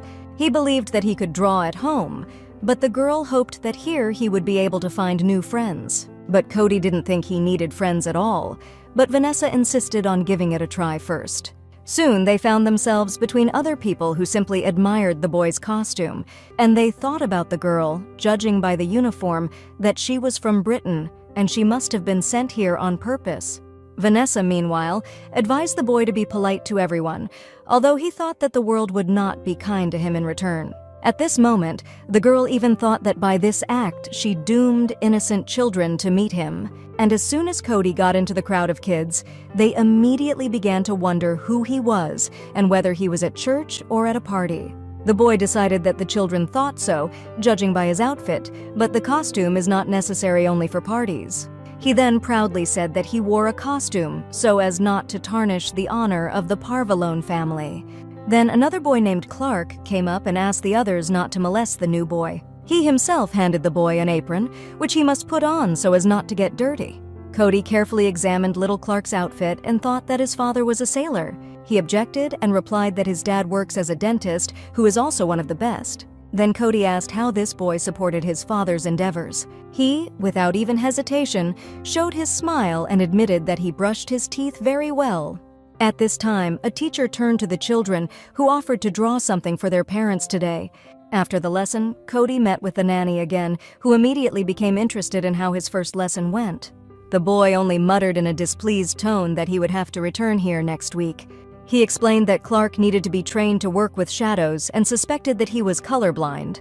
In the car, the driver began to ask the boy what he had drawn, but Cody did not make the drawing for him today. Then Adam hoped that the boy would create some masterpiece for him next week. Then he decided to share with the boy what he really likes when painted with a mosaic. Suddenly, the driver abruptly fell silent as he noticed something bad in the rearview mirror. Vanessa took notice of this and began to question what he had seen behind them. Without explaining much, Adam only asked the passengers to hold on tightly. Then he slammed on the gas, causing Vanessa and Cody to slam into the back of the back seat. The girl asked Adam to explain himself, but he wanted to make sure that he was not mistaken in his suspicions. Then the nanny herself began to look through the window at the car that was probably chasing them. The driver realized that his sharp maneuver did not prevent the pursuers from lagging behind them and began to think about the next action. He needed to get away from these people at all costs and keep Code safe. He made a few more maneuvers, but the dark machine was not far behind, and the nanny was worried. Fortunately, there were very few cars on the road, and Adam, having increased the gas, began to rush along the highway. He also intended to quickly disembark passengers, and then he himself would distract pursuers. Cody wanted to know why they couldn't go with Dad, but Adam knew it wasn't desirable to bring those people to the mansion. And Vanessa thought that if the shooting started, the boy might come under fire. So the nanny unbuckled her seatbelt and then asked Cody to get ready. He realized that she was going to jump out of the car again on the move, but she promised that Adam would slow down. Then the driver turned sharply into an alley, where there was a suitable place to drop them off. And the nanny, without getting ready for a long time, immediately jumped out of the car holding the boy tightly. Immediately, the girl hid behind one of the corners, hoping that the car chasing them would not notice them. Soon she appeared and really drove past without even slowing down to look in. It seemed to Code that they were safe now and breathed a sigh of relief, and the nanny peeked out to see the situation. Then the boy wanted to say something to her, but the girl immediately covered his mouth with her hand so that he would not make a sound. The dark car reappeared in the alley in which they were hiding, and the nurse noticed that it was another car. But she also realized that this machine was also looking for them and was afraid that the first ones might notice how she jumped out. However, the second car drove past and also did not notice the girl and boy hiding around the corner. Vanessa also breathed a sigh of relief at this moment that they hadn't been found after all. After that, she let go of Cody's mouth and he asked who it was, but the nanny didn't know. Although, given all the circumstances, Vanessa guessed who could be chasing them. Then she took the boy by the hand and suggested that he return home while thinking of a safe way. At this time, Mr. Parvalone was instructing the guards how and what they should do now. Soon, he noticed that a nanny and his son were walking not far from the house. The boy, seeing his father, immediately rushed to him, pushing Vanessa away and not saying a word to her. Oscar noticed that his son was a little scared and, hugging him, asked if he was okay. Adam managed to contact a little earlier and told everything to the boss, but he wanted to know what happened next. The girl admitted that there was a second car, but they were able to escape, and there were no problems on the way. Cody, however, expressed that they had seen the neighbor's lawn, and there were a lot of garden gnomes, which he thought was just terrible. Oscar realized that this frightened the boy more than the chase, and then sent him into the house to change clothes. And Vanessa approached the chief saying that this time everything was real because he had made enemies. At the same time, the girl noticed that Oscar feels guilty, although he does not admit it. Then, Mr. Parvalone decided to increase security, and the nanny, in turn, was going to cancel the drawing classes. All that the girl could do at that moment was to reduce the damage, because what was done could no longer be undone. Then Cody came back to them, having completely forgotten to provide something for his father. After all, the boy drew a drawing for him and simply could not help but give his work. There was a drawing of Cody's mom, and Oscar noticed that the drawing was very wonderful and very similar to his wife. Then the boy turned to the nanny and promised that next week he would draw her. The girl wanted to explain to the little one that next week he would not be able to go to class. But Oscar put his hand on her shoulder, making it clear that she shouldn't talk about it. Mr. Parvalone wanted to hang the drawing in his office, and Cody decided to find a frame for it. When the boy left again, Oscar turned to the nanny and ordered not to cancel classes, but just to stay by his son's side. Naturally, the girl could not object, although she really wanted to, because she wanted the boy to be safe. Then she went about her business, and Mr. Parvalone was about to make one phone call. Dialing his uncle's number, Oscar waited for the answer on the other end of the line and prepared to speak. The call from his nephew without an agreement seemed a little unexpected to Johnny, but he needed help. He asked his uncle to send Nick and Anna to him, although they had previously agreed on a minimum number of people. Oscar explained that the situation in the city was heating up, and he really needed these two now. Johnny realized that it was about clashes between Russians and Mexicans and hoped that his nephew was not involved in this. But Oscar assured that he does not get involved in such matters. Only the actions of the groups cause him concern, and he needs more people. In response, Johnny offered his nephew a doctor, but he did not have a wet job for her. In addition, he believed that the doctor herself would find something to do and there was no need for her to appear here. Then the uncle agreed, but Nick and Anna still had things to do, and they would be able to arrive at Oscar only next week. After they agreed, Johnny did not forget to also inquire about the affairs of little Cody. At the end of the conversation, Oscar thought that his uncle knew about the persecution and that he himself was thinking about the Mexicans. Then he saw a driver running up to him, out of breath, and immediately reporting that he had broken away from those people. He then asked the boss how Cody had told him that he and Vanessa were safe and home. Oscar also thanked the driver for doing a good job, but he was just doing his job. Then Adam suggested that Vanessa should be thanked since she is just a champion in jumping out of the car. The driver also believed that the boss was very lucky to have her, despite where he found her. But Mr. Parvalone thought that luck had nothing to do with it, so he trusted his inner voice. Looking at the windows of the house at that time, Oscar also noticed that the nurse was standing there by the window and also looking in his direction. In the late afternoon, Vanessa settled down on the bed with the tablet, and again she found something. There were no files on Oscar's network that were more than a couple of months old. There was also no mention of a fire in her family, and she understood that the data could be deleted periodically. Now she didn't see the point in accessing the network, but then she decided that such an organization still had to store its data somewhere. It's just that maybe this data wasn't stored locally, and she started poking her finger on the screen again. Then Vanessa remembered the mirroring program and decided that it was through it that she could try to get to the data. The girl knew perfectly well that if the data was not stored on the network, then it was sent for storage to another place. And she again began to use her hacking skills to identify where this data went. After a while of hard work, Vanessa was finally able to figure something out. She found a larger network with serious firewalls and fake IPs, but it seems that Oscar did not have access to it. The girl, however, decided to figure out who is behind this and collects data through a mirroring program. She decided to start by preparing a small gift for these mysterious collectors. A week later, Vanessa went to drawing class with Cody again and asked her to behave. But the boy objected that he could not behave well because he thought he was just great. The girl had long noticed his impenetrable self-confidence, but hoped that he would not do anything stupid. Upon entering the classroom, he immediately threw his apron in Clark's direction, as he did not want Clark to stain his clothes. Now, Cody saw that the child was wearing a gardener's uniform, and he explained that his mother was picking out the clothes for him. Then a mustachioed man entered the classroom with a brush in his hands and invited the children to introduce themselves. At this time, another nanny asked Vanessa how long she had been working as a nanny and found out that it was only 2 weeks. This surprised the questioner very much because the girl in uniform looked very professional. That nanny, whose name was Olivia, had been working in the same family for 8 months, and the child she looked after still hated her. After drawing, Olivia must take him to piano lessons and then to tennis, while the child always cries on the road. The girl under her upbringing also did not want to do her homework in Latin and only eats yellow food. In addition, the girl always called Olivia by the name of her previous nanny, and Vanessa realized that this woman was having a hard time. However, she herself had her own difficulties, such as running away and hiding from pursuers. Still, the girl saw good moments in her work and tried to always stay in a good mood. Suddenly, unexpectedly for them, the window of the classroom at which they were standing shattered. The shards flew in different directions and got a little stuck in Vanessa's face, but she was more worried about Cody. She immediately ran into the classroom and saw that some uncle was already holding the baby under his arm, and at the same time threatening the others with a gun.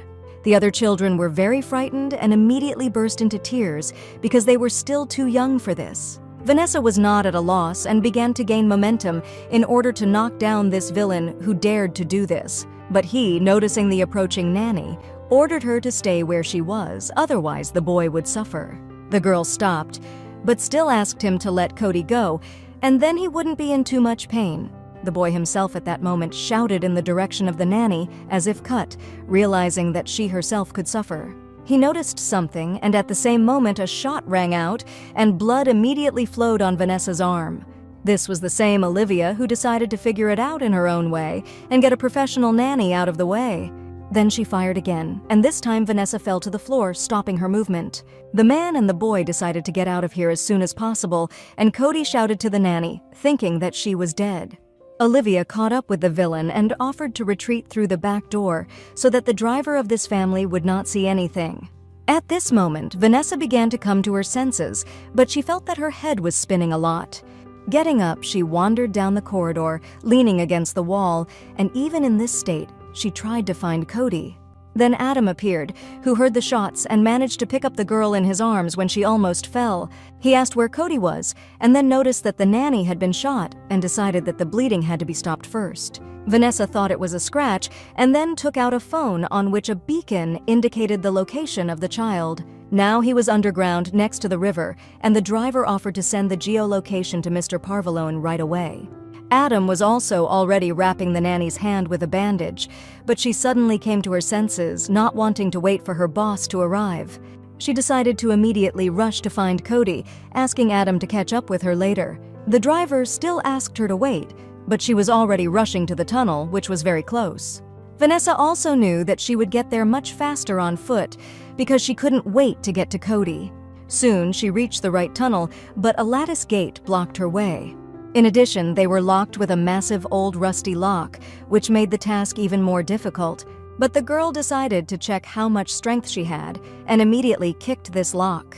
Fortunately, it turned out to be so rusty that it broke from the first blow and Vanessa fell inside. She had almost arrived and wanted to finish everything as soon as possible, but everything continued to float before her eyes. Going a little further, the girl saw a boy tied with a rope who immediately shouted to her about the danger.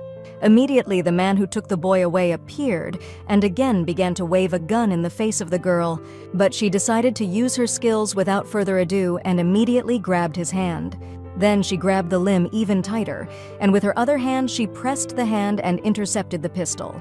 Now she threatened the bandit with a weapon and ordered him to stand still if he did not want to die on the spot. Suddenly, behind her, she heard Olivia's voice, who claimed that the phrase was hers. Vanessa immediately turned in her direction, but the bandit advised her not to do anything stupid, otherwise the child could get under fire. And then the girl started asking who they were and what they wanted, and Cody shouted that it was a gang of Mexicans. The boy was also sure that these people wanted to take revenge on his father for being the best mafioso. Then Olivia revealed that Oscar had decided to take over their businesses in the area. But the boys shouted again that they were just opening a shop and ordered the bandits to stay away from them.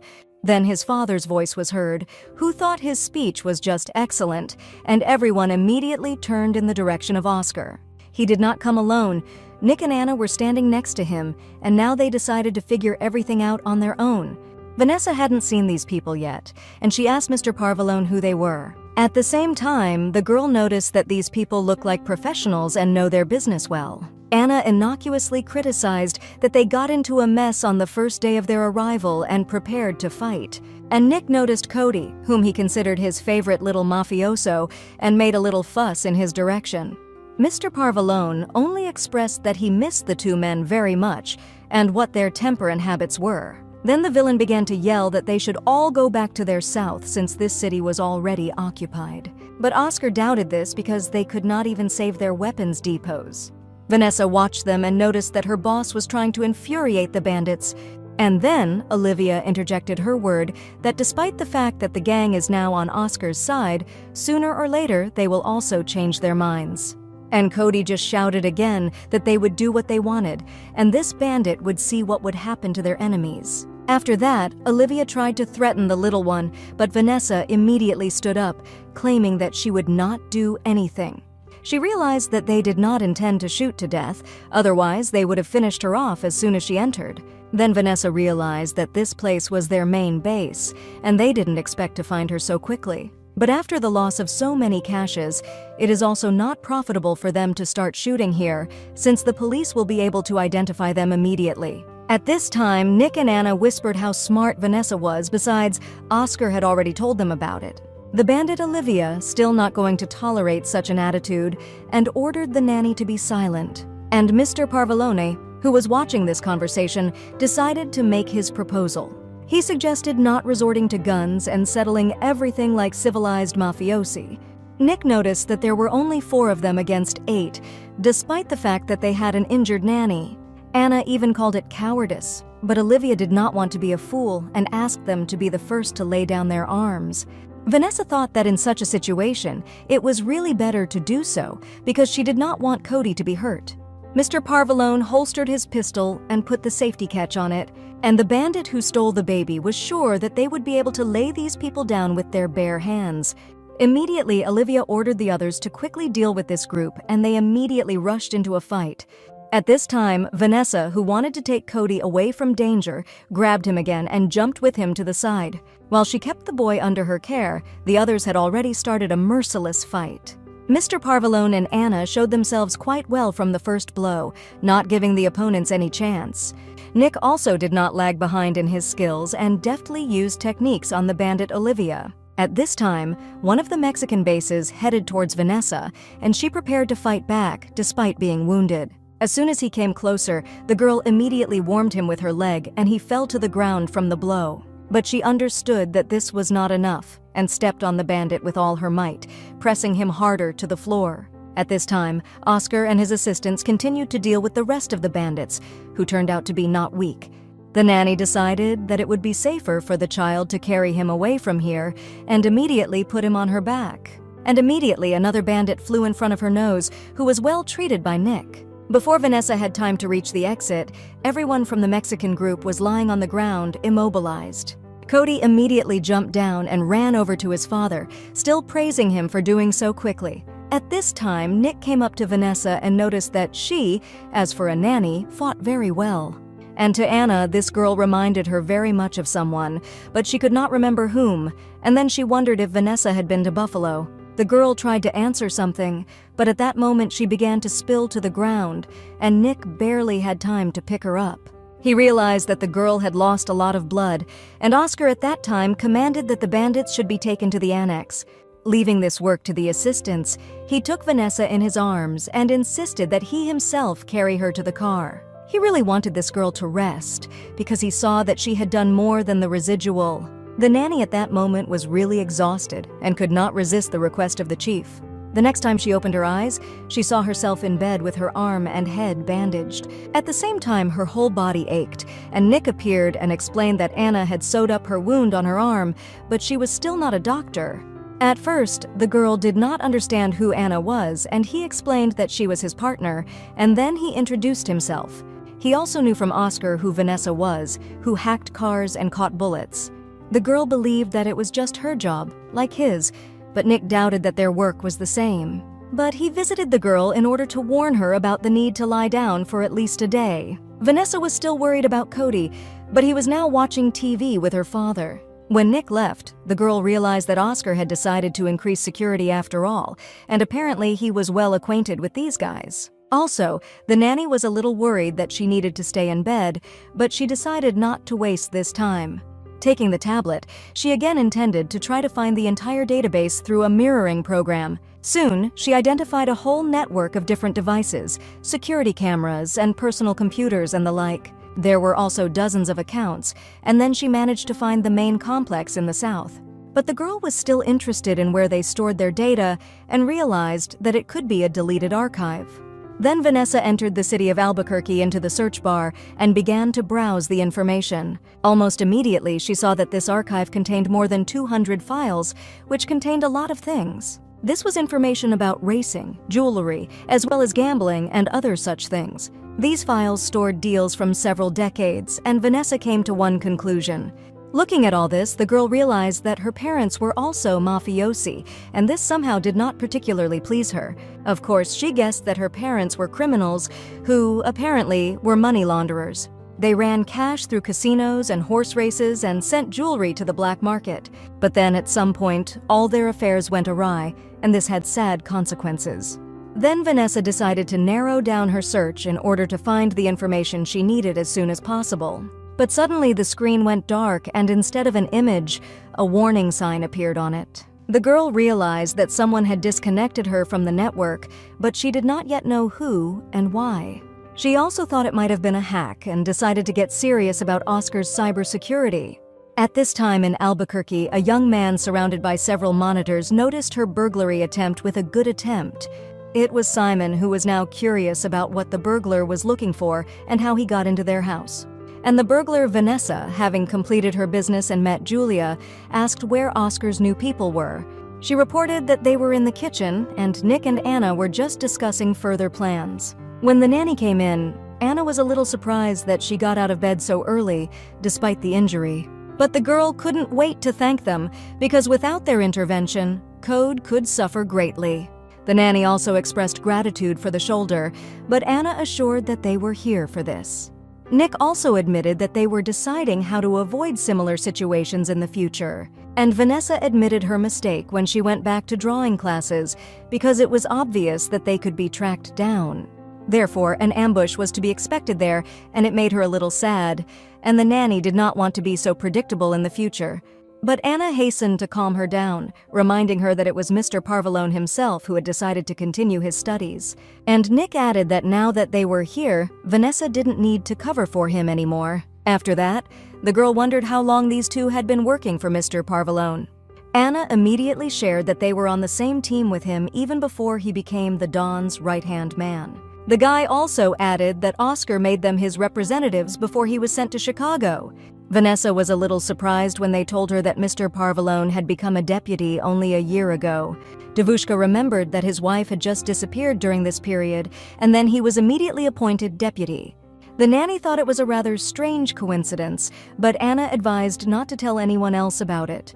Looking at the reaction of these two, Vanessa realized that they were not telling her something. And then she began to ask them why the deputy was in charge of such a small detachment. But the girl did not have time to finish her question, as she noticed something in the closet. She went to the slightly open door and realized that it was not tightly closed for nothing. Immediately changing the subject, Vanessa apologized to Anna and Nick for her ridiculous reasoning. She then admitted that she still needed to cook boiled eggplant for Cody for breakfast. From the locker, I immediately heard children's dissatisfaction with such a dish. And realizing that she was not mistaken, Vanessa immediately abruptly opened the wardrobe door and greeted the boy. Cody sat between the dishes and realized that his plan to spy on people had been discovered. Then the boy could not resist and fell out of the closet, and Anna decided that it was time for them to go about their business. Only Nick decided to smirk a little at the boy before leaving, saying that he was unlucky in this situation. When Vanessa and Cody were alone, she immediately began to explain to him that it was indecent to eavesdrop on other people's conversations. But the boy began to prove that he already knew what they were talking about, and this surprised the girl a little. Then Cody admitted that last year bad uncles came and took his mother with them, and the boy's father then decided to become a deputy in order to become stronger, as well as to find her and save her. Both the boy and his father missed Mrs. Parvalone, and Oscar simply could not trust the police to find her. But no matter how hard he tried, all his searches were unsuccessful, and it hit him very hard. Cody also revealed that her father and his men were only able to return her ring, and then cried. The girl felt very sorry for the little one. She hugged him and advised him to cry to make it easier. But Cody believed that he was already a man, and men should not cry, so he wiped away his tears and pulled himself together. Mr. Parvalone also told his son that they wanted to take him next, but the nanny promised that this would not happen. But the boy doubted it, because Vanessa did not know these people at all and would not be able to stop them. Since bad things happened to them often, Cody decided that he needed to become even worse than these things. Vanessa was shocked by the little boy's reasoning, realizing how hard it was for him. Code also hoped that one day he would become the Don's right-hand man and find those who took his mother. He also wanted to do with these people so that they would never dare to take other people's mothers again. At that moment, Vanessa remembered how one night Mr. Parvaloni had started talking about a certain purpose for Cody. But then Oscar did not finish this conversation, and now the girl began to guess what he meant. Vanessa was also well aware that it would be much more difficult to do this than one could imagine. At this time in Albuquerque, Simon, after noticing the hacking of the system, thought about how to fix the situation. He went to the doctor's room and knocked on the door, hoping that she was at home. Wanda was really at home and soon opened the door to the visitor, immediately asking why he came. However, Simon needed a boss and assumed that he was currently with the doctor. She offered him to come in to find out if her boss was the boss, but he preferred not to see the sight that would turn him inside out. Then Johnny appeared in the doorway and asked what had happened to him, that he had to take a break from what he was doing. Simon immediately reported that someone had broken into their encrypted servers and it looked like it was their man. At the same time, the boss noted that Simon's job was to prevent this, and Simon reported that he immediately cut off the network. He then went on to say that their network is impenetrable, but they still continue to get data from the files. The worker looked at the records and the package from Chicago, which for some reason was larger than usual. Simon then assumed that someone was trying to slip them an executable, but the boss asked him to keep things simple. Then the employee explained that someone had dug into the mirror program and hacked them. Simon also showed that programs at the Chicago branch were updating faster than he could keep track of them. In addition, there are also a lot of security programs, as if these people are trying to hide something. Johnny thought that it was at this time that Oscar decided to return his people, and it seemed suspicious to him. Then the boss decided that his nephew had relaxed a little and needed to be reminded that he was keeping him in line. Johnny even immediately came up with a few ideas for what he was going to do about the Oscar. Meanwhile, Mr. Parvalone was talking to Anna in the study about upcoming business. She has a few friends in town, and she has promised to ask them around, hoping to find out something. At that moment, Oscar's phone vibrated in his pocket, and he saw that the call was from his uncle. He politely asked Anna to leave him, since the call was supposed to be very important. Left alone, Oscar picked up the phone and immediately asked what made his uncle contact him so soon. Without further ado, he told his nephew about the new upcoming task and was going to send him instructions at the same hour. Oscar opened the message on the tablet, but decided to refuse, because it was not in his competence. But Johnny assured that his nephew was mistaken, and the right person was now in the north of the country. The uncle was also sure that this case was just for Oscar, and then asked why he was strengthening his security. Johnny suggested that his nephew had decided to set up a new base, but he objected that he didn't need Nick and Anna for that. Then the uncle decided to directly point out to Oscar that someone had upgraded his internal network, and without permission. The boss also hinted that his nephew was trying to rummage through his data, and he realized that Vanessa was involved. But Uncle Oscar only explained that he had a new specialist and most likely overdid it a little, but he would settle everything. After that, Johnny reminded his nephew that he could not hide from him and also made the new task a priority. The next day, Cody was a little bored as his father ordered him to stay home until the babysitter got better. The girl did not want the boy to be bored and offered him to play some game other than swimming. Cody asked what games she was referring to, and Vanessa went on to list a few, including hide-and-seek and charades. But all these games seemed dumb and uninteresting to the boy, and he buried his face in the back of the sofa again. And then suddenly he jumped up and happily exclaimed that he had figured out what to play, and suggested a game of spies. Vanessa tried to guess that he was going to spy on his father, but the boy pointed to the guards in the garden.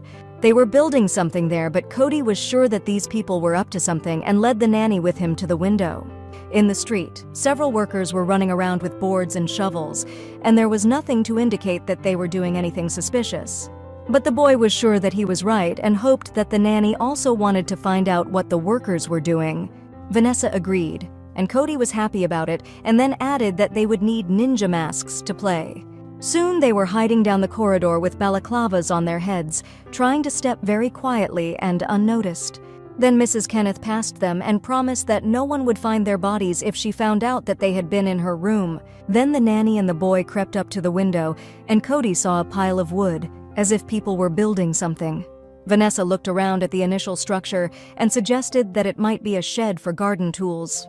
But there was a separate room in the garage for the inventory, and now Cody thought deeply about why he needed the shed as well. The girl was also of the opinion that it was not necessary to take a team of selected guards to build it. And then Anna appeared behind them in a swimsuit and invited Cody to swim with her. He was very happy with this offer and immediately rushed to change into a bathing suit. Vanessa, noticing Anna's questioning look, tried to explain that she was just playing with Cody.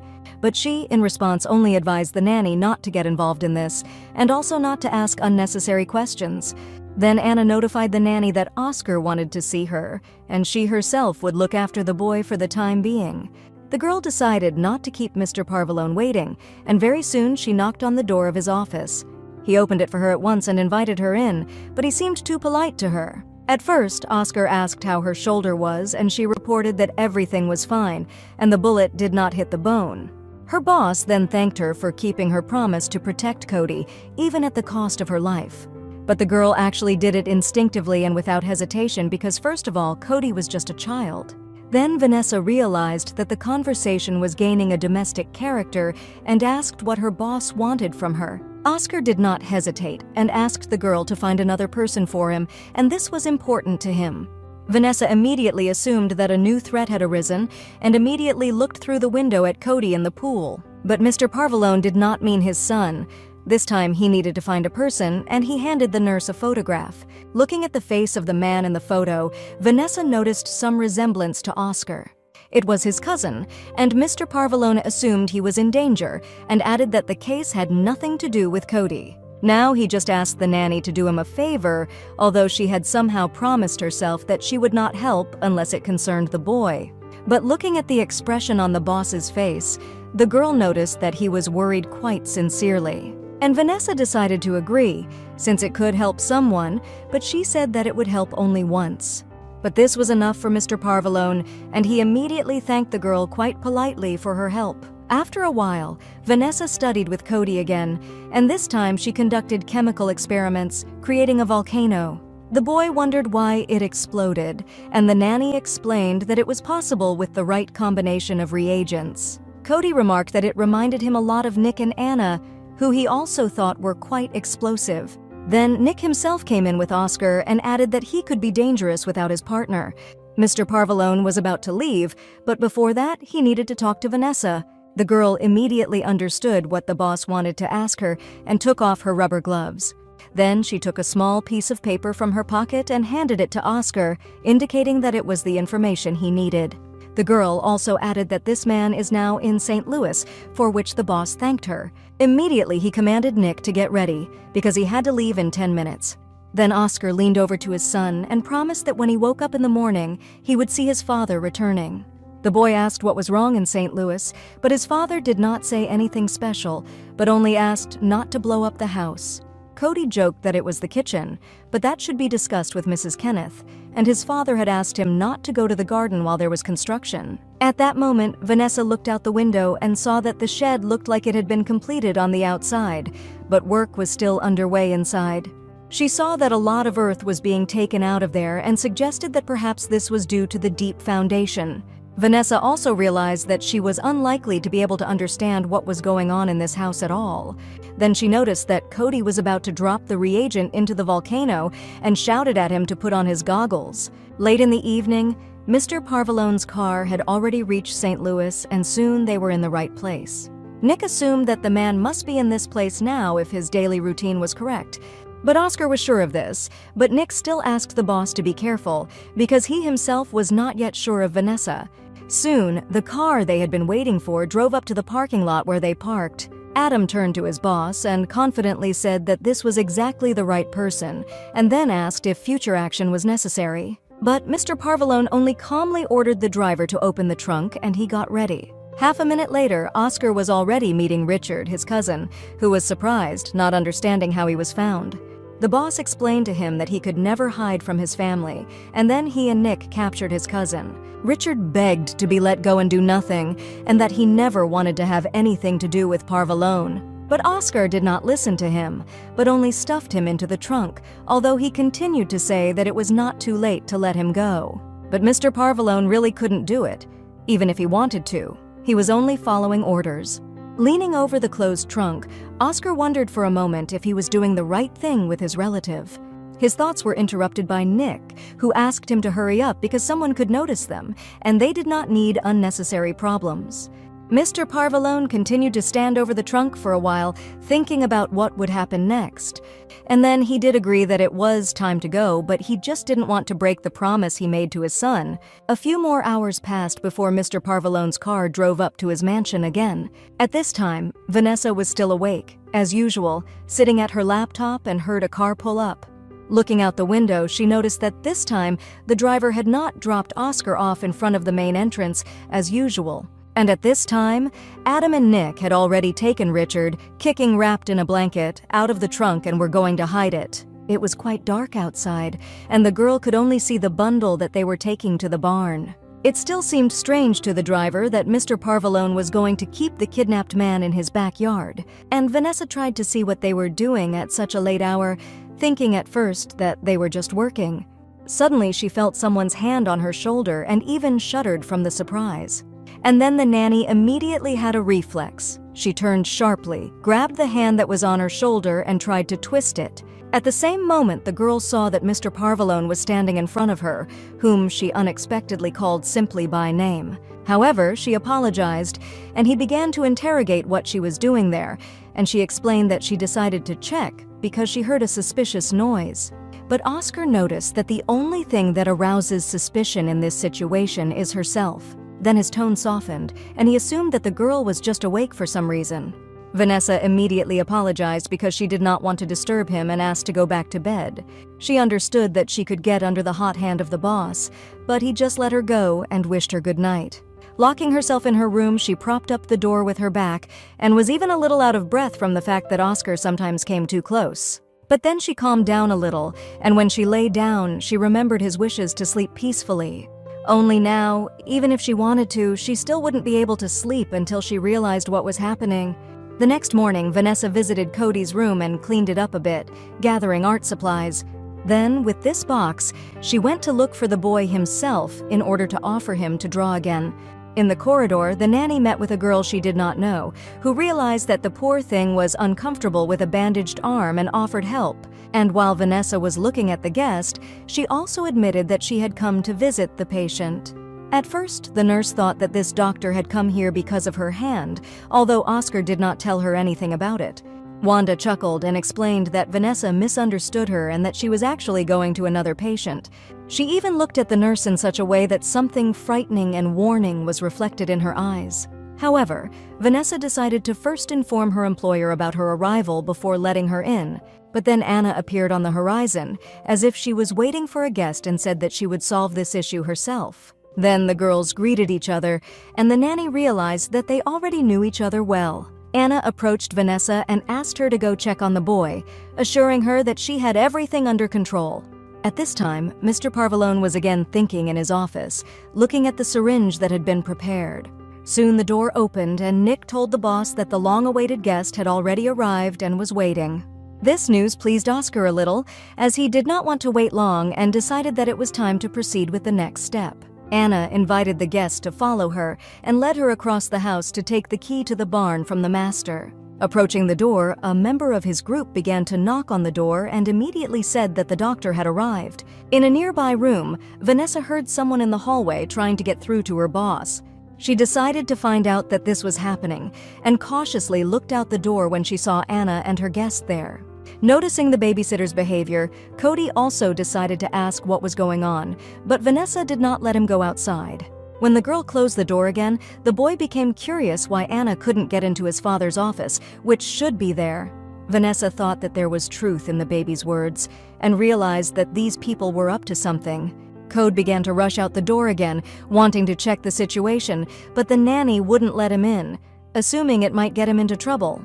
At this moment, the girl also remembered Anna's words when she advised her to go and do something with the boy.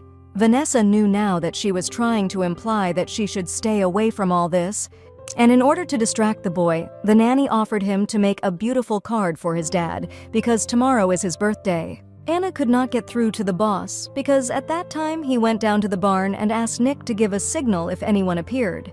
Nick still wanted to help because he had to protect his master, but Oscar did not want his subordinate to get involved in all this. Mr. Parvalone was well aware that even he would not be able to protect him from himself. Entering inside, Oscar found himself in a semi-dark room in which there was nothing but a single door. This door hid another section of the shed, located below underground, like a hiding place. Then Mr. Parvalone began to go downstairs, turning on a single lamp to light his way.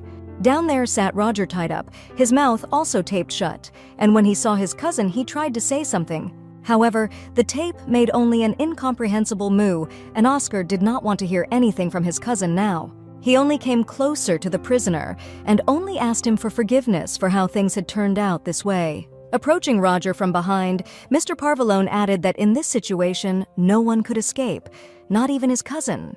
He then leaned over to his ear and asked him to be grateful for what he was going to do to him now. Oscar's cousin has to pay because he has no family to punish for his mistakes. Then the boss prepared a syringe, and at that time he heard Nick feign shouting to the doctor upstairs that she was already waiting for her downstairs. Mr. Parvalone waited no longer and immediately plunged the needle into the prisoner's neck and pressed down on the piston. Roger could no longer resist anything, and he could only accept his fate. At that moment, the feet of the descending doctor appeared on the steps, but Oscar had already finished his work and hid the syringe in his pocket. Wanda entered and assumed that Mr. Parvalone was already anticipating the future actions she was going to take on the prisoner. Then she covered her hair with a handkerchief so as not to stain it with blood and prepared for the work ahead. She prepared a whole set of torture tools in front of her, which was her working tool. But Oscar did not want to see all this and hurried away, explaining that he did not want to interfere with her. Having prepared special wire cutters, Wanda approached the prisoner and almost whispered to him to sing her the right song. The next moment, Roger's muffled scream came from a secret compartment in the shed, and Oscar was rather unhappy to hear it. Going outside, he continued to wonder if he had done the right thing, but hoped that the injection would work as it should. Nick and Anna were waiting for him near the barn, who advised the boss to get the mansion workers away from all this. But Mr. Parvalone assured them that the doctor would deal with everything quickly, only they thought that the boss was hoping in vain. However, Anna noticed the expression on the master's face and began to understand that he had already managed to do something to the prisoner. At the same moment, Wanda jumped out of the barn, who was simply furious, not understanding why things had gone wrong for her. She began to shout that Roger did not last even 3 minutes and began to interrogate Oscar about what he had given him. But Mr. Parvalone only said goodbye to Wanda in response, asking him to say hello to his uncle. The doctor had no choice but to get ready for the journey, although her anger did not go away. She promised that she would definitely tell Johnny that Oscar was a slob and remained. At this time, the nanny looked out the window at what was happening while Cody drew and gave new ideas for the masterpiece. Vanessa soon noticed that the doctor had not stayed in that shed for long and was leaving the mansion in a gloomy mood. But this was not all that puzzled the nanny, because on Wanda's robe, the girl also saw a considerable number of bloodstains. Vanessa began to suspect that something bad had happened in the barn, but she decided not to devote herself to it this time. Still, curiosity overwhelmed the girl, and left alone in the room in the evening, she decided to look at the tablet. Even realizing that this could turn into problems for her, Vanessa decided to look at the cameras. The nanny began watching from the moment Mr. Parvalone's car returned back to the estate the day before. Then the girl was able to see in the black and white image of Adam and Nick, who were dragging 100-and-something knot light. Looking closer, Vanessa was somewhat horrified as she realized that a body was wrapped in a blanket. It was late then, and it was dark enough in the garden to make out what was going on next. But the nanny knew that the cameras were multispectral and decided that this should definitely help her. By switching to infrared mode, Vanessa was able to understand from the image that 2 men were dragging a living person. But then Vanessa again came to the terrible understanding that this man was still alive at that time, and now his fate is unknown.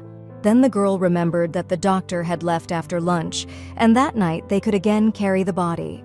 Vanessa found a video camera recording of how about an hour ago, Adam and Nick were actually carrying a huge package again. However, this time the sensor showed only 2 heat signatures, and this made it clear the sad outcome of events. The girl was again horrified that her boss could do such things, and now she saw him as more than just an employer. At the same time, Vanessa was well aware that these 3 were hardened criminals, and killing a person for them was like husking sunflower seeds. And these thoughts were now at odds with each other in the girl's head, and she herself tried to believe in a better option. Then she remembered that she had recently given Mr. Parvalone information about his cousin, and after a while they returned to the mansion with a living person, and after a while they took the corpse away. Now the girl clearly realized that these people had killed Roger, to whom she herself had led them. The girl was now overcome by remorse and fear that she had helped them commit a crime. The next day, Vanessa began to think about breaking the contract and quitting her job. But she did not know how she would now look into the eyes of Barbara, who pinned all her hopes on her and loved her very much. However, the girl could not stay in this house either, so she took out her phone and dialed the number of the headmistress of the Nanny Academy. Barbara's voice was immediately heard on the phone, who realized from her student stammering that she had some trouble.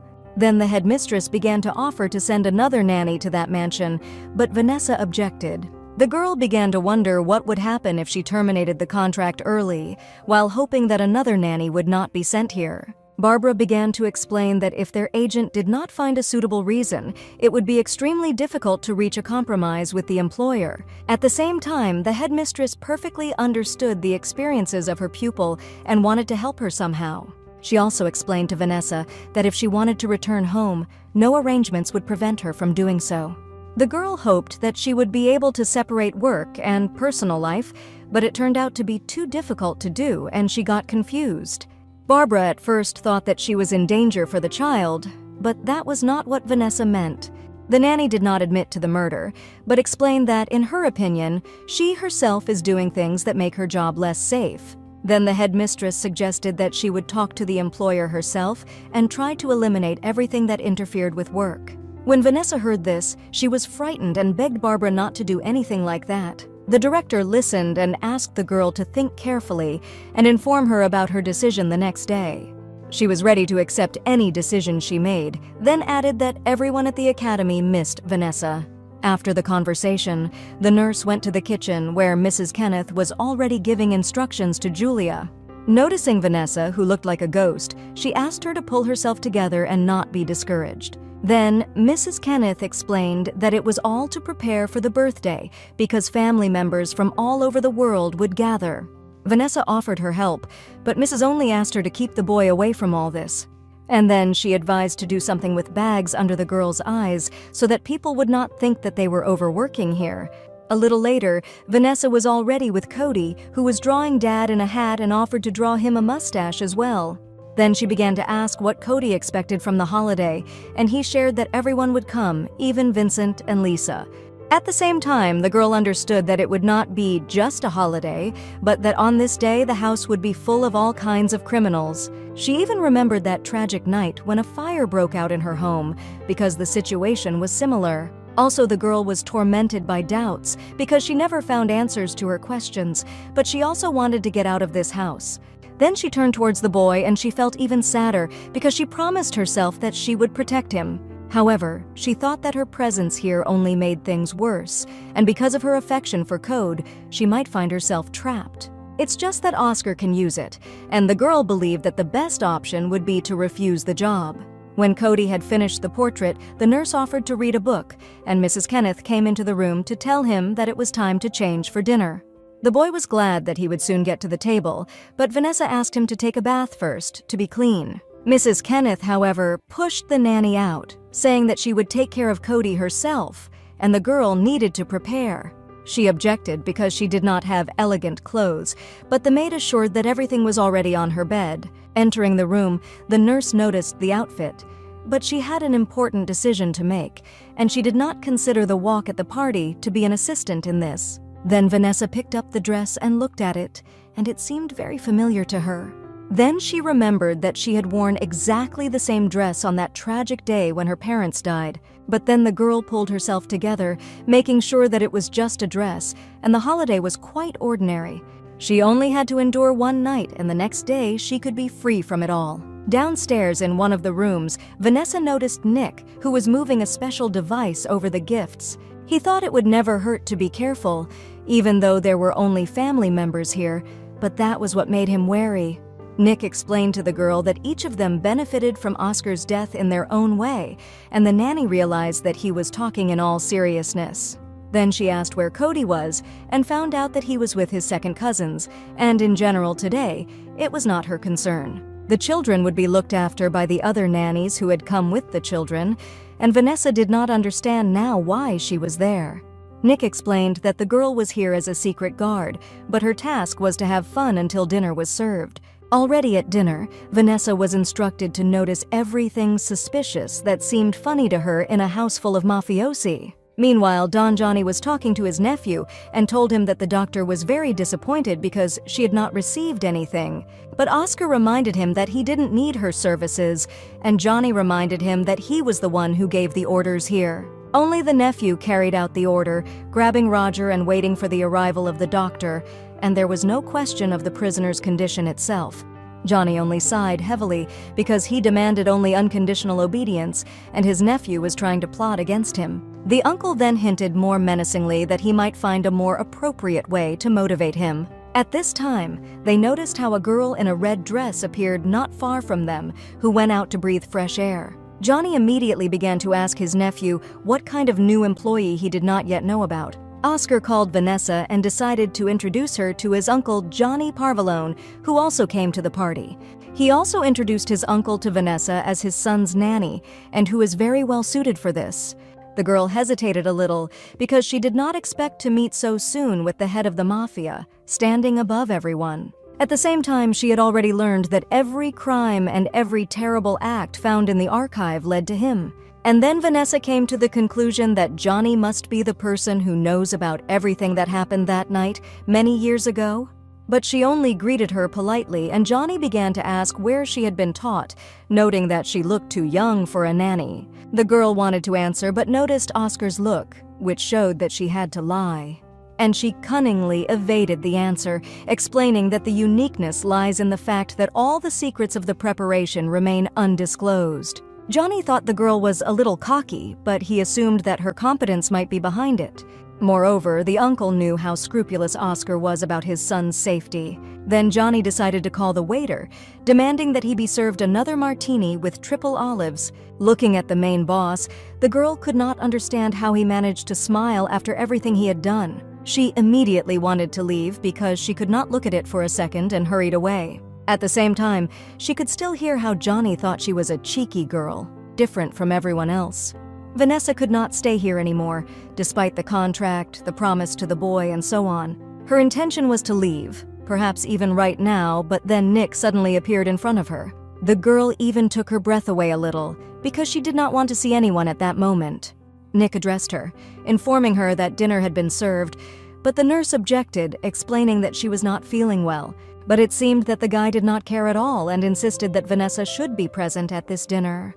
No matter how hard the girl tried to excuse herself from the upcoming dinner, Nick did not let her go and reminded her that this was the boss's order.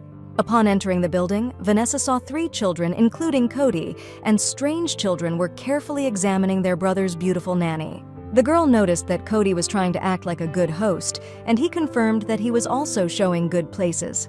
Vanessa noticed that right now this boy looked so adult and very confident. Then she remembered her childhood, when she herself felt just as confident. Then Cody told the nanny that the kids would be sitting at the children's table, to which she was not allowed to go. The nurse was a little embarrassed, but suddenly she heard Oscar's voice, who offered to take her there. She objected, because it was his birthday, but that was why the boss decided with whom to spend dinner. Then he dragged the nanny with him, who did not understand why he was doing this, and even in front of other people. Oscar then confessed that she had charmed his uncle, but Vanessa was interested, so he decided to keep silent about her past. Mr. Parvalone did not want to be underestimated, and then he invited her to the table, where he pointed to her place. Still, the girl was a little surprised that the boss invited her to the holiday, and in response, he leaned over to her and whispered that she was now part of his family. At the same time, Vanessa again noticed that her boss was good at pronouncing every phrase as a threat. But then she began to look at the guests, where one was more famous than the other, and there was also a famous butcher. Then Vanessa saw another madam, whom she had read something about, and realized that each of them could be involved in the death of her parents. Then a young man spoke to the girl, introducing himself as Kyle, and she learned that this man was famous as a Casanova. But in response, Vanessa only politely introduced herself to him, and he immediately said that he was seeing her here for the first time. Kyle then assumed that she worked for the birthday boy, and she confirmed that this was indeed the case. The guy also noticed that the girl was tense and advised her to relax, pointing out that no one cared about her. And then he added so slyly, squinting his eyes, that no one but Mr. Parvalone himself. Vanessa immediately cast her glance at Oscar and noticed that he also did not stop watching her. And Kyle added that he could not understand the mood of the boss, whether he was interested or furious, or two in one. He also admitted that he and Oscar are second cousins, as they have a common great-grandmother. Kyle was also sorry that his brother Roger could not get to the party, but Vanessa explained that it was none of her business, and she was only doing her job. With all this, the girl felt terrible. It was unbearable for her to sit surrounded by all these people.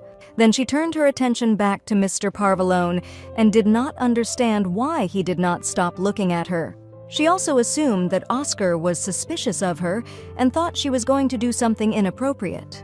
Then they put the last dish, and Kyle invited the girl to join them in the library, where dessert would be served. But Vanessa refused, and the young man finally expressed that he was pleased to meet her. He also added that many of them will soon move north, and perhaps they will be able to see each other more often. The girl expressed that such news seemed to her just wonderful, and hurried out of this room.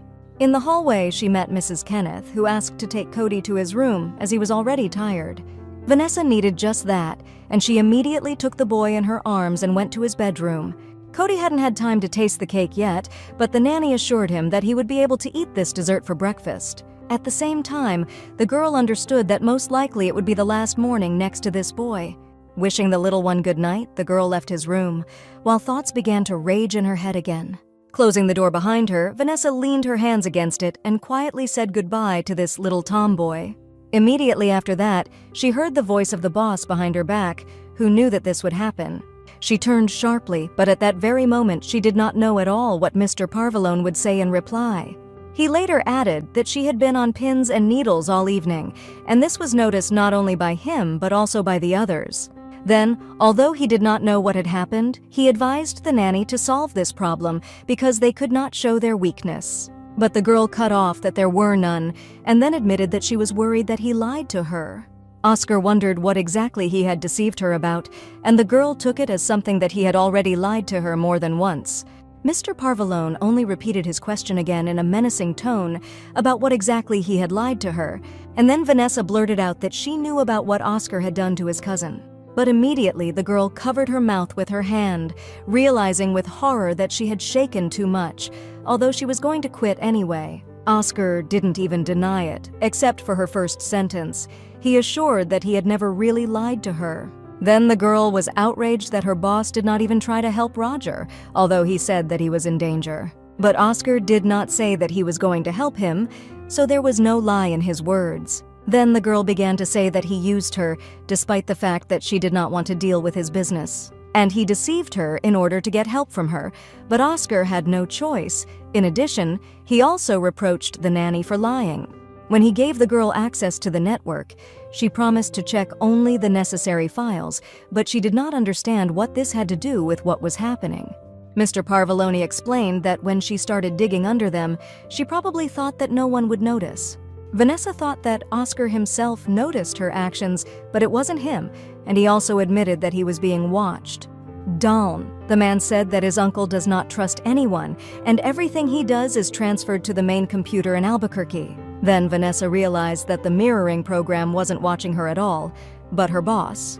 Oscar also explained that the girl's actions led to the fact that her uncle found out about it and gave him a task that would remind him of what happens to traitors. Now Vanessa realized that Oscar did not kill his cousin of his own free will.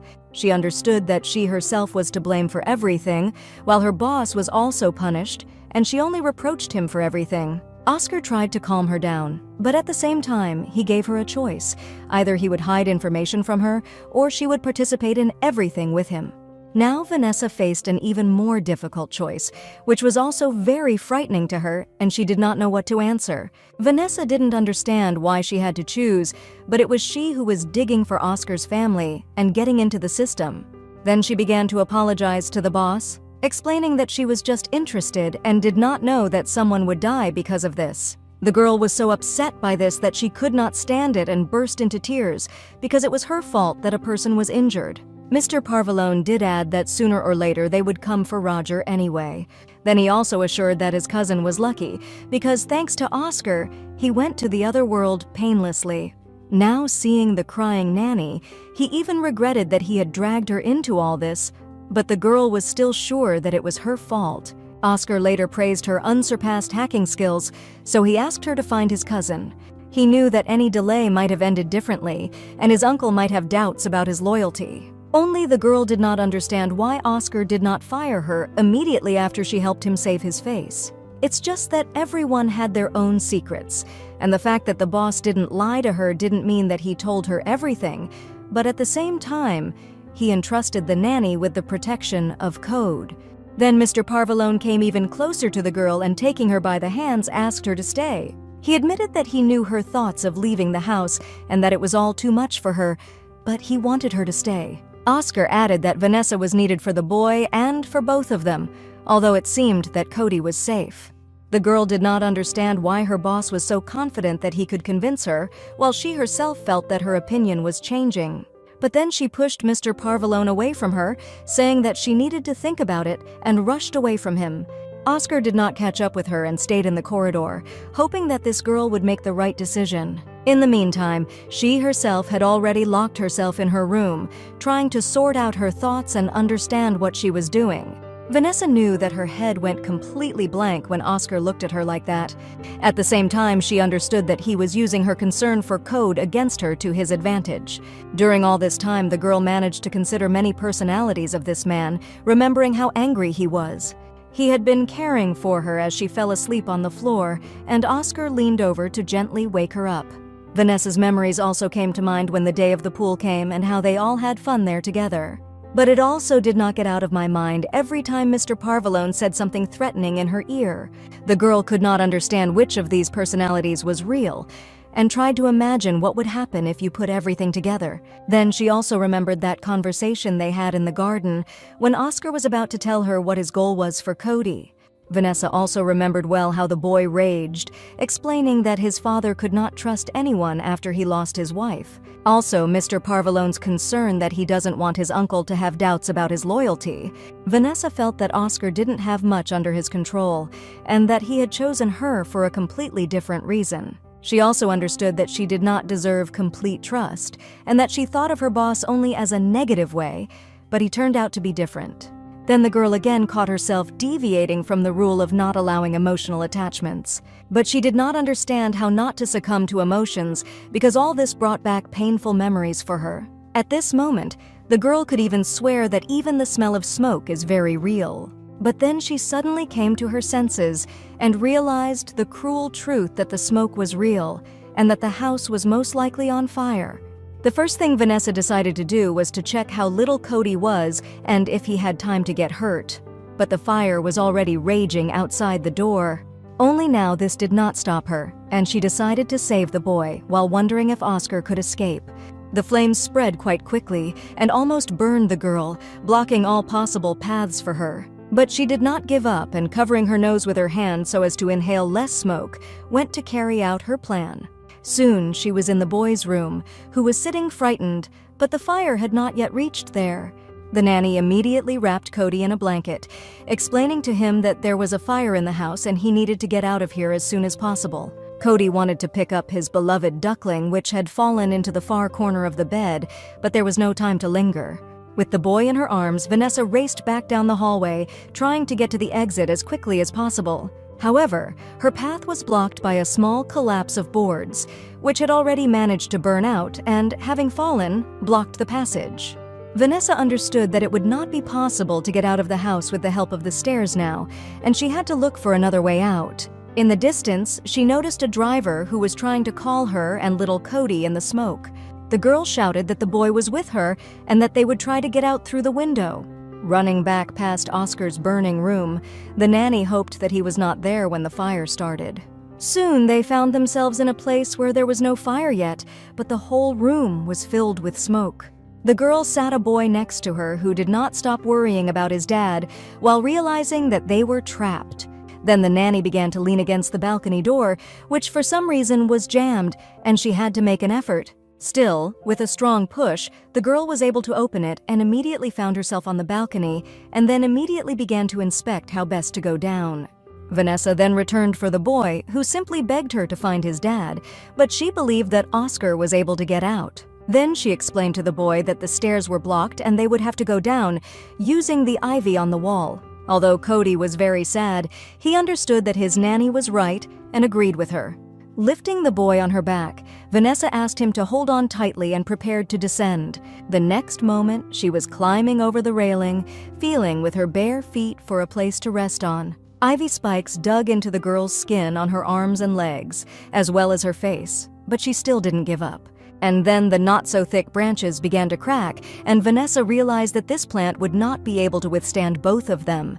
Turning her head back, she saw that there were several bushes right below them, and she decided that this might be a chance for them. Turning the boy so that he was in front of her, the girl prepared to jump.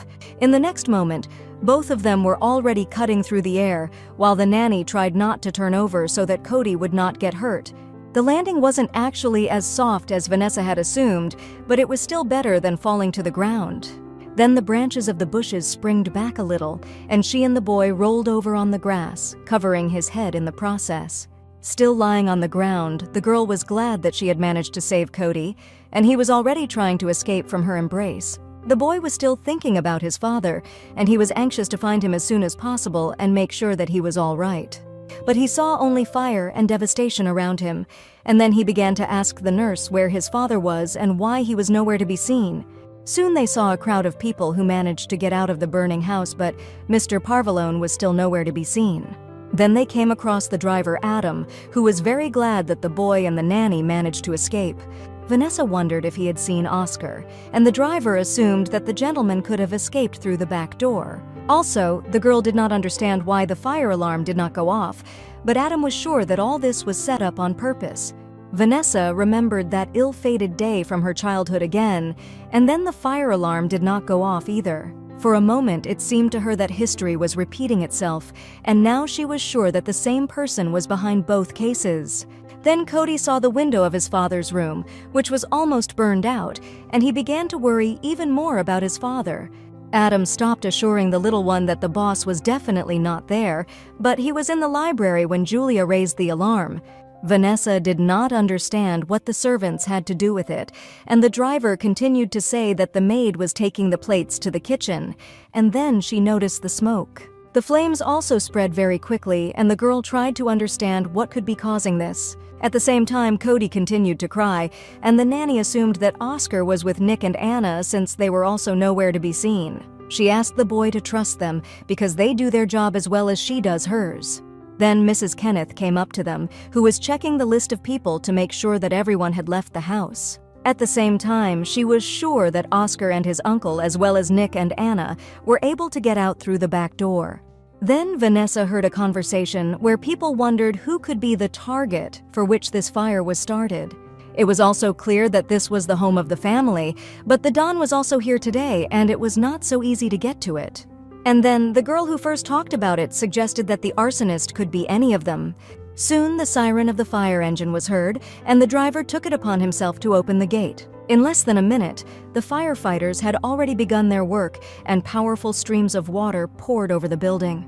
Then Kyle appeared near Vanessa, who was even sorry that such a magnificent house burned down without thinking about the people who remained inside. But Kyle has only just begun to boast that he spent a lot of money on a gift that Oscar will not even be able to open now. He also said that the boss is 2 years younger than him and that his gray hair should not deceive. But Cody thought his dad was blonde, and Kyle just chuckled, hinting that Oscar wasn't entirely honest. The boy was very angry, and he was about to yell at this impudent man, but then he heard his father calling him. Forgetting about everything in the world at once, the boy could not believe that he heard his father's voice again, and that he was alive. He was indeed with his men and his uncle, and now they were approaching the rest of the crowd. Cody immediately threw off his blanket and rushed towards his father as fast as he could, almost jumping. The next moment, Mr. Parvalone was already hugging his son tightly, and he was also glad that the boy was all right. Vanessa then approached him, but he only started yelling at her for not answering his calls. The girl did not understand why he was so furious, because her phone was left inside and she did not have time to think about it. Immediately, Kyle appeared like a shadow again, telling about the heroic deed of Vanessa, who jumped from the second floor with the boy. Realizing that at that moment he was wrong, Mr. Parvalone immediately calmed down and agreed that the girl needed to rest. Then Vanessa gave out that next time she would call the special services first and not act instinctively. Oscar didn't quite understand what this girl meant by next time, but decided not to interrogate her about it for the time being. After tonight, she herself was convinced that she could not remain indifferent. She looked at these two, who at that moment looked completely innocent and defenseless, and understood that they needed her help. Now she definitely could not leave here, and corrected her words, explaining that next time she would just try better. And then Anna approached them, who wanted to bandage the wound on the head of the boss, who did not remember how he got out through the collapsing garage. Anna understood that this could be due to the fact that he was still in a blind panic, and he asked to be reminded why he was keeping her with Nick. The guy, who was also already nearby, jokingly replied that in order to help him get out of the burning buildings. At this time, Kyle noticed that Oscar did not trust the nanny too much for his son's safety, but she assured that he acted like any parent. The guy also suggested that she move to his organization if she wanted to feel really valuable. The girl thought that he also had children, but that was not the case, and he had other interests. Kyle explained that he always had a job for a lady who jumped out of the windows. Then he left, and instead of him, Nick came up to Vanessa, who saw the truth in his words. At the same time, he noticed that even if the nanny agreed to move to Kyle, she would still not be able to get out of here. Vanessa assured her that it wasn't necessary, but Nick noticed her hesitation. He also asked the girl to leave right away if she was still in doubt for some reason. But Vanessa knew it was too late to back down, especially since she couldn't leave Cody with his father. And quite confidently, she repeated again that she was staying and was not going to leave this family. These words were heard by Mrs. Kenneth, who decided that in this case it was necessary for everyone to put on gloves and look for things that could survive. The woman then asked if anyone had any objections, but no one dared to challenge her decision. Vanessa immediately tore a thin strip of fabric from her dress, preparing for the work ahead. With this strip, she gathered her hair in a bun so that it would not interfere with her errand. Entering the charred building again, the girl realized that most likely almost nothing had survived. Entering the boy's room, she noticed the burned duckling that Cody loved so much. She found nothing else there and went to check her room, hoping that some of her belongings were still there. The first thing she noticed was the preserved case, for which she was now grateful to the academy. Opening it, the girl saw that the laptop seemed to be intact and should work, but there was no time to check it yet. However, she now had only one set of uniforms, and the girl thought that she needed to order more. Looking around again, Vanessa thought that she had gathered all the most important things and was ready to go back. Still, she decided to make sure and check Mr. Parvalone's room as well, and she went there, holding onto the wall. The fact is that just in that area, the boards in the floor were badly burned out, and now there was a huge hole there. But this did not stop Vanessa, and soon she was already on the opposite side and was ready to act further. In front of her, she noticed an iron safe, not very large, and it looked like it had not been damaged by the fire. It even seemed a little strange to her that such antiquity was lying around in a house full of new technologies. However, the girl became interested in what papers the Mafia could store in such a safe. Whatever it was, they were trying to protect it well, and Vanessa tried to find the code right away. At first, she tried to open it with a combination that meant Oscar or Cody's birthday. Those numbers didn't help her open the safe, and Vanessa tried the date of birth of Mr. Parvalone's wife. But only this combination of numbers did not help either, while the girl even felt some embarrassment. At that moment, Anna entered the room, who became very interested in what the nanny was doing here. She immediately came up with an excuse that she checked whether the safe survived, and it really remained unharmed. But the girl could not move it, and Anna explained that she would take care of it herself, and that she even knew the code. It's just that the boss asked her to take some things, and Vanessa decided not to disturb her and go help on the first floor. When she left, Anna again noticed something strange and at the same time very familiar in the nanny. In the street, Mr. Parvalone asked Mrs. Kenneth what they had lost, and she reported that it was almost all. Then Vanessa came up to them, holding a charred duckling in her hands, and expressed that they had lost someone else. Cody, seeing his favorite toy, immediately rushed to her, glad that he could hold it in his arms again. Then the boy became very ashamed because they left him in a burning house. Vanessa expressed her regrets, but first of all, she needed to save him himself. Cody knew it, but he also didn't understand why other people around him were suffering because of him. Then his father approached him and promised that they would hold a church service and then find a new toy for him. Soon Nick and Anna came up and immediately reported that they had taken everything they could out of the house. Nick also notified that it would not be possible to restore the security system, and it was impossible to view the events of the previous night. Anna added that they also destroyed all the hard drives and electronics, even damaged ones. Then Vanessa realized that these two had destroyed all traces of illegal activity, but the most important thing remained in the safe.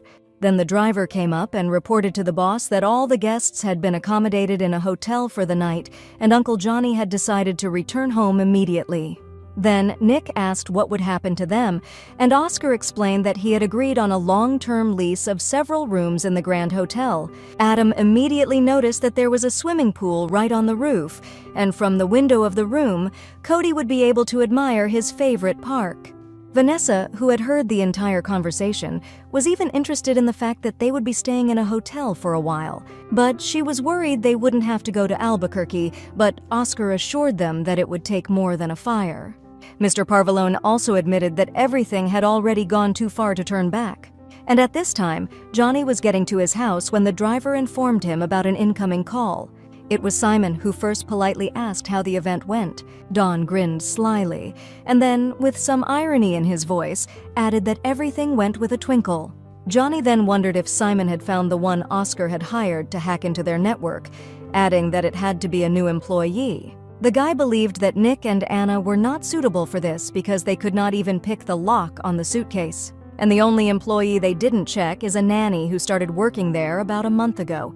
This seemed quite interesting to the Don, and Simon was still trying to dig up information about her. And while these mobsters were minding their own business, Oscar's family had already arrived at the Grand Central Hotel. All of them looked more like a horde of homeless people than a serious organization of mafiosi. But the porter knew Mr. Parvalone well by sight and immediately began to greet him, offering him all kinds of services. Nick immediately leaned over to him, who explained that his boss had had a very hard night, so he would be talking tomorrow. Then Anna came up, who was going to discuss with the porter the conditions of accommodation in this hotel. At this time, Vanessa was just looking around in the hall, which seemed to her quite clean and sinless. Behind her, she suddenly heard the voice of Adam, who also admired this chicness, and that they would live here for some time. They were distracted from the conversation by Mrs. Kenneth, who handed them the key cards to the rooms. She assigned Julia to maintain their rooms and do the laundry, since she did not trust the local staff. For Adam, his responsibilities have not changed, and he must try to get a comfortable parking space. He didn't mind, but first he wanted to sleep, and Mrs. Kenneth took the card from Vanessa. She explained that the nanny would not live separately, but would share the penthouse with Cody. The girl could not believe her ears, because she never even dreamed that she would have the opportunity to live in a penthouse. Vanessa didn't know how to live in a hotel at all, because she had never been there, and she thought that there might be problems with security. Already in the elevator, she reassured herself that she would be next to Cody, because he had to go through a lot. It wasn't even about the loss of things in the mansion. It was just that the boy had safety, but it was taken away, just like his mother. Hoping that Cody was still awake, the nanny knocked on the door, but Mr. Parvalone opened it for her, and she even thought that she had the wrong number. But she heard Cody's voice that he had already chosen a room for himself and advised her father to choose another one. Oscar invited Vanessa in, realizing that she was also very tired and did not want to disturb her now. The girl went to the window and looked at the night city, and the view seemed to her just magnificent. She remembered Mrs. Kenneth saying that she had to share a room with the boy, and she realized that she had deliberately distorted the situation. But now she didn't care at all, because she already imagined how huge the numbers would be. Then Vanessa got into a small corridor and realized that there were only 3 rooms on this floor, for her, Cody, and Oscar. This even embarrassed the girl a little, and she suggested to Mr. Parvalone that she could take another room, but he wanted her to stay by his son's side and he would not accept a refusal. However, the girl realized that they would have to use the same bathroom, and this made her even more embarrassed. But Oscar only grinned at her and told her to feel at home, as if hinting that they would stay here for a long time. Soon, Vanessa was putting the boy to bed, and he was curious how long they would stay there, but the nanny did not know this. Cody then asked about the fire alarm, and Vanessa assured him that it was all right. She can even set fire to the curtains to check it and make sure that everything is in order. Then she leaned closer to the lying Cody and assured him that she would not hesitate to put a match to the curtains for his sake. The boy thanked the nanny for her care, and she decided to leave him to sleep, wishing him good night. Leaving his room, Vanessa suddenly realized that she was so busy with everything that she hadn't even taken a shower yet. As she prepared for the water procedure, she hoped that the sound of the water would not wake anyone, thinking that the others had already fallen asleep. Under the hot stream, the girl stood for some time until she was sure that the smell of smoke had completely disappeared. Putting on a soft robe and combing her hair, Vanessa suddenly realized that she could quickly get used to such luxury. At the same time, she remembered that it would not be for long, but she still liked the conditions in which she now found herself. Then Mr. Parvalone appeared, who, according to the girl, should have already been asleep, but he realized that no one took care of the girl's bruises. She objected when she saw the first aid kit in his hands and admitted that she had already treated her wounds herself.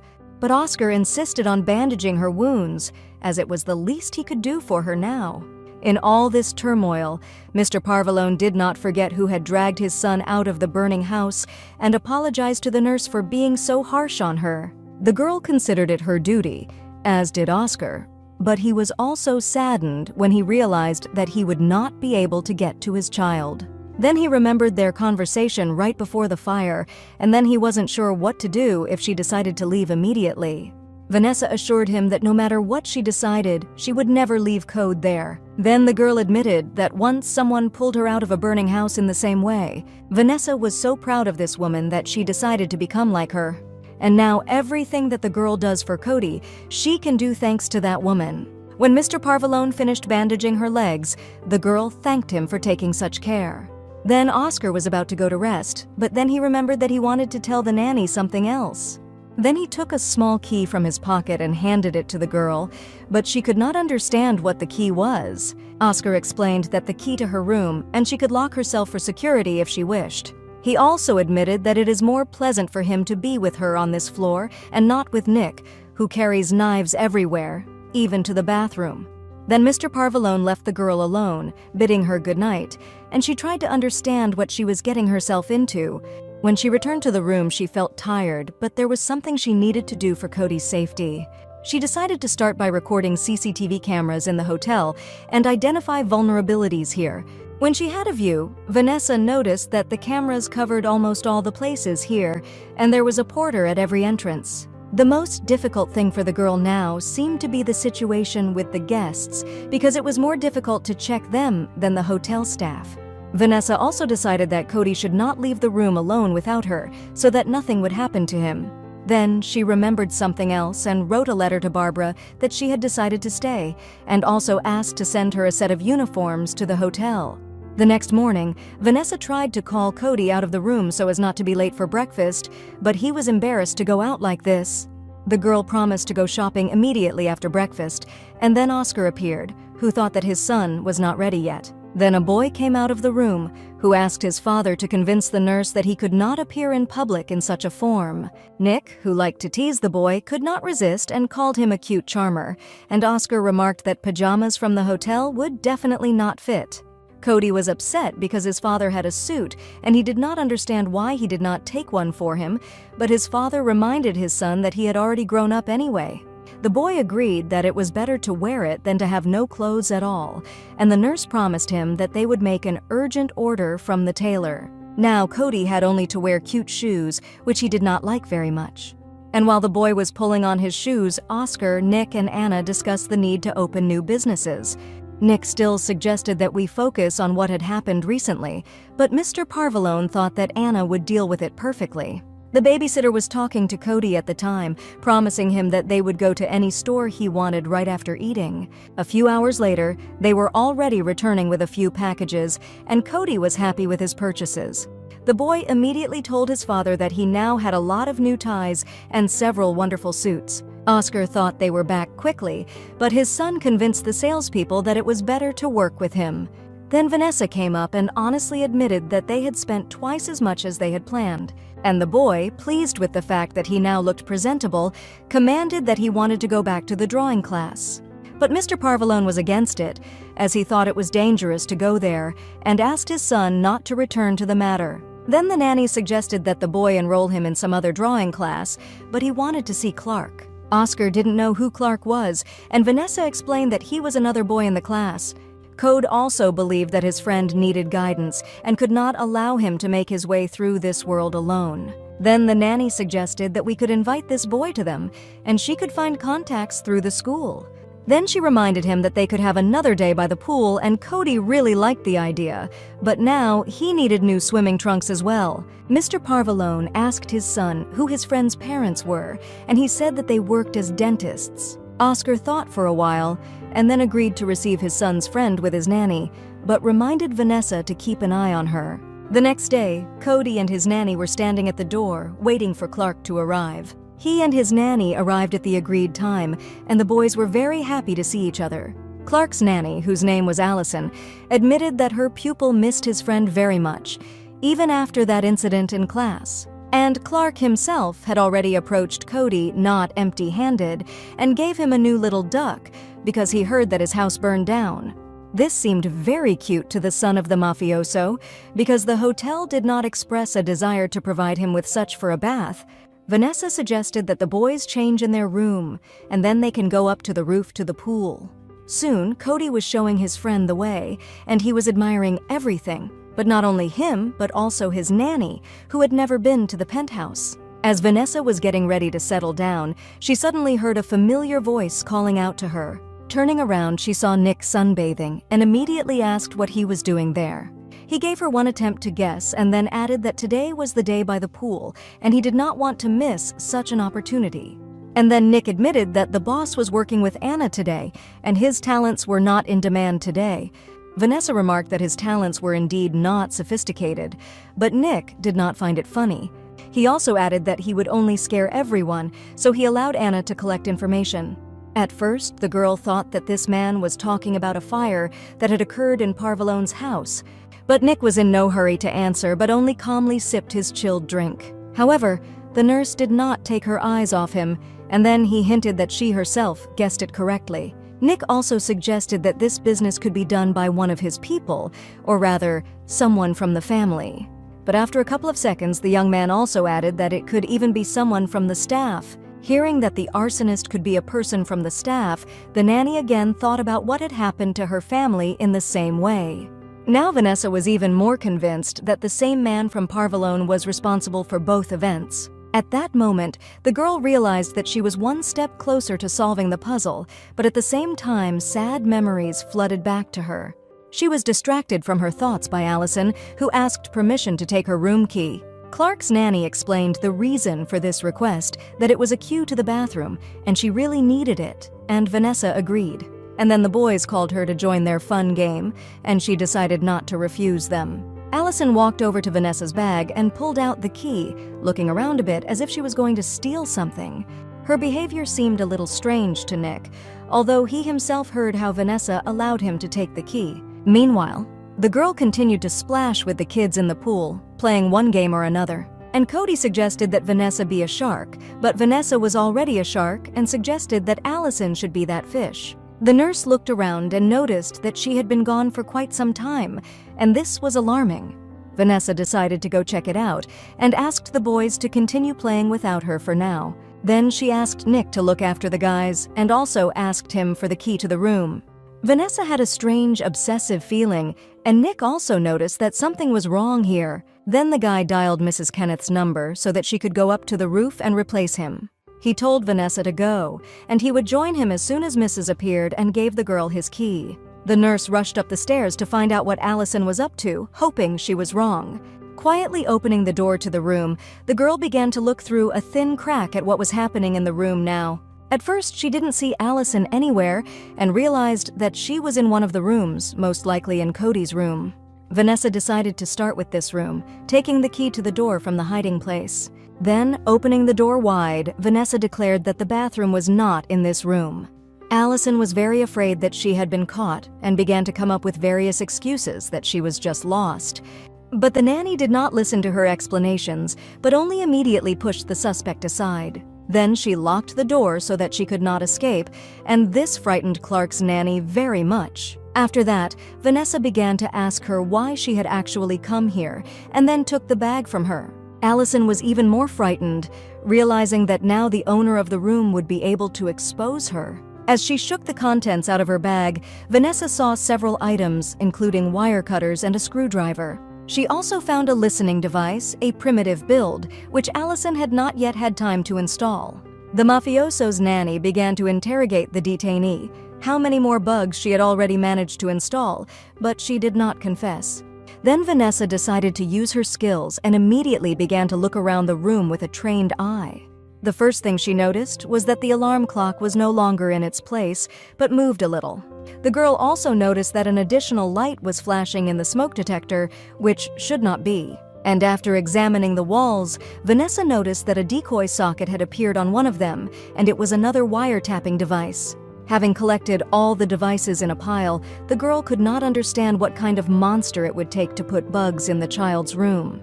Then she heard a knock on the door and immediately called Nick, to whom she hurried to open. Seeing the bugs, the guy decided to take the detainee to Oscar's room before she did something else. Allison swore she didn't know, but Nick didn't believe it and also assumed that the boy Clark might be involved too. The boy's nurse immediately yelled that they should not touch him because she should not have lost sight of him at all. And while Nick was taking her away, Allison continued to prove that these things were not for her and that she knew nothing about them. Vanessa returned to the pool and offered the boys an ice cream treat, not giving the impression that something had happened in the room. They were so happy with the yummy that they did not even ask where Allison had gone and where Vanessa was. Mrs. Kenneth approached the nurse and asked if everything was all right, and she reported that Nick would take care of everything. A little later, returning to the room, Clark asked Cody's permission to visit him again. He did not mind, and then they met Mr. Parvalone, who was glad that his son had a fun day. Nick, meanwhile, shared with the nanny that Allison had confessed everything, but she didn't know who they were or why she had been instructed to install the bugs. When Vanessa asked who exactly had assigned her this task, she learned that the clerk was Clark's mother. Then a driver came up to Oscar and informed him that he had some pretty important guests, and Cody's father realized that it was his friend's mother. When Clark saw his mother, he could not understand what she was doing there, but she had come to correct some mistake. Mr. Parvalone, seeing this woman, recognized her at once, and before that he could not even think that Clark was her son. Vanessa immediately asked Nick who this Madame Colt was and found out that she was the head of the French Mafia. Oscar couldn't believe that his son had called Clark's parents dentists, but Madame Cole explained that her husband was a dentist. Nick whispered to the nanny that this explains how this mafia was able to take over the prescription drug market. Mr. Parvalone, though happy to greet Madame Colt, still had one unresolved question. By this question, he was referring to her act towards the Parvalone family, and showed her a bound Allison. At the same time, Oscar was also not going to demand an apology, and hinted that she would have to pay for this in a different way.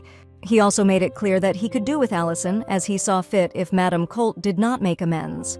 But the lady said that there are enough nannies at every step, so she does not see the value in this worker and he can keep her. And while Allison, frightened to death, begged her mistress for mercy, Oscar said that they were not in the market to bargain.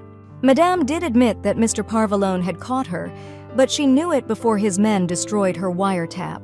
Madame Colt also said that the Parvalone family invited her son to their place, and she only took advantage of the moment. She then threatens Oscar that this is her city, and if he forgets about it, then the fire will be the least of his problems. After that, Madame grabbed her son by the hand and dragged him home, and he barely had time to say goodbye to his friend. Left with his son, Oscar began to interrogate him about what he took away from all this, and Cody admitted that he did not like Clark now. Mr. Parvalone was glad that his son understood something and sent him to change for dinner. There was still an issue to be resolved with Allison, and Nick suggested that he throw her into the sea, and Adam was going to check the number for wiretapping again. Oscar then turned to Vanessa and stated that she should have protected Cody and not introduced him to other mobsters. The girl even stammered because she had no idea who the boy's mother would really be. However, she did admit that she should have vetted Clark's family members before inviting him to visit them, but then Mr. Parvalone smiled and admitted that he had just teased her, which even shocked her a little. He also noticed that Vanessa had caught Allison well, and she was clearly no match for his son's nanny. Deciding that this was all, the girl asked to go get ready for dinner, but Oscar was going to go with them. After a while, they were already met in the restaurant by an employee who kindly escorted them to a table. Mr. Parvalone began to study what he might like in today's menu and was soon ready to order. Vanessa and Cody also opened the folders with the list of dishes, and the boy took the same folder that the adults were looking at. Then a waiter came up to him and offered a special children's menu, but Cody refused because he wanted fish fillets. The waiter explained to the boy that they were serving only adult portions, but he still continued to demand this dish. The nanny noticed that Cody had ordered fillets yesterday and the day before yesterday, but had not eaten them each time, and suggested that he order pasta. Then Oscar intervened and asked to bring fillets, as well as to add baked potatoes with spices. Vanessa also ordered more chicken in wine and pasta, and although Cody didn't want pasta, the nanny explained that it was for her. Then the boy began to draw something on a napkin, and Vanessa realized that he was not very concerned about what had happened today. The girl considered it innocent for children to play together, but at the same time she understood that anyone in this city could be an enemy. She also knew that if she tried to tear Code out of his father's world, it might put him in even greater danger. Looking at Oscar, Vanessa noticed that he wasn't worried, but she could never understand what he was thinking. Then Mr. Parvalone decided to talk about the fire, and it seemed strange to the girl that he should remember it here. He then went on to say that Vanessa had been dragged out of the burning house and asked when it was. The girl understood what kind of fire he was talking about, but she thought that her boss had already forgotten about it. But then the nanny realized that Oscar was just waiting for this moment, knowing that she would not be able to avoid talking in front of the child. Cody didn't know that his nanny's house had burned down as well, and he wondered how it happened. Vanessa began by saying that she was then a little older than he was when the accident happened. A fire broke out in her house abruptly, she was very scared, and did not know what to do in that situation. But Vanessa was lucky, because she had a nanny who then saved her from certain death. Cody listened to her story sympathetically, as Vanessa had saved him when they had a fire. Then the boy became curious if his nanny had lost all his things so much because he could not forget the burned duckling. And Vanessa admitted that she had lost not only all her belongings in the fire, but that she had lost absolutely everything there. But then she added, with a sweet smile, that she was not discouraged, just like Cody and his father. She also assured the boy that he would not have time to blink an eye, as his new home would already be ready. And then Cody demanded that there be a drawing room in the new house, but his father specified that the house would be an exact copy of the old one. Then the boy came up with the idea that since the library burned down, he could use this room. Oscar still objected a little, and the nanny began to assure the boy that he also needed books very much. Cody agreed that some art books could be left somewhere in the corner, but he also wanted a duck pond in the backyard. Oscar promised to convey his son's wishes to the architects, and the nanny tried to understand what else the boss wanted to ask her. After all, he knew perfectly well that she could not lie in front of the children since children were her weakness. But Mr. Parvalone remained silent, and the nurse was only convinced again that it was not worthwhile to expect him to behave honestly. After the meal, they all left the restaurant, and the clerk again did not leave them without his flattering wishes. Already in bed, Cody was still worried that there might be bugs in Clark's gift, but Vanessa checked the duckling very carefully. Then the boy calmly put the toy on the pillow next to him so that he would not be lonely to sleep at night. The girl waited until the boy, wrapped in a blanket, began to fall asleep and was about to leave him. But then Cody wondered if Clark was really his friend, or if he couldn't be friends with such a boy. This question was a little unexpected for the nanny, but she still explained that everything depended only on the two of them. And the fact that their parents don't get along with each other shouldn't affect their friendship, but Cody believed that family should come first. Vanessa confirmed that family can come first, but this does not prevent you from having other things in life. At the same time, Cody fell asleep, and the nanny, leaving his room, thought that not everything was as bad as she thought. Then she went to the kitchen department where Mr. Parvalone was making himself a liquor by adding ice. Vanessa approached him for a reason. She wanted to talk to him about something important. Oscar thought she meant what he said at dinner, but she decided to talk about his son. Then he turned all his attention to the nurse, and she remembered that night in the garden when he had spoken of the purpose. She was still curious as to what Mr. Parvalone had in mind for his son. At the same time, she did not want to just guess and asked her boss to honestly tell what he planned for Cody. Oscar actually had a lot of plans, but in the case of his son, he could call it more of a dream. Then he looked thoughtfully at Vanessa and added that this dream could be more accurately called hope. Putting the glass on the table, he decided to confess to his nanny what his dream was, but only to her. Mr. Parvalone sincerely wished that his son would be free, but the girl did not quite understand what he meant. And then he whispered in her ear again that he wanted the boy not to have a life like his, and also not to be a role model for his son. Oscar wanted a real life for Cody, and that when he grew up, he would have the opportunity to make choices. It immediately occurred to Vanessa that he was referring to the kind of election he did, but Oscar continued that if he gives his son a choice now, then he will certainly follow in his footsteps. At the same time, he wanted to keep his son close to protect him, and also to keep him away so that he would be free. Vanessa had determined that Mr. Parvalone couldn't do that, but that was exactly what he needed her for. He himself could not do this, but he was sure that the nanny would be able to help him fence off the child from bad influence. After thinking for a few seconds, Vanessa came to the conclusion that for this to happen, Cody needed to be separated from his father as well. Oscar agreed with this if it was best for everyone, and again asked the nanny to help Cody find another way. It seemed to the girl that her boss was even sick, because he had never spoken out so openly against the Mafia. But now he chose his words carefully, and if he really wanted safety for Cody, the nanny agreed to help. She agreed to do everything to fence the boy off from such a life, but for this, she needed something. At the same time, the girl did not forget that Mr. Parvalone had already done a lot to manipulate her. And then their conversation was interrupted by a vibrating phone in Oscar's pocket, and he hurried to answer. He seemed to be glad that he had received a call, and this time the subscriber turned out to be a certain John Lee, who had received a message from Oscar.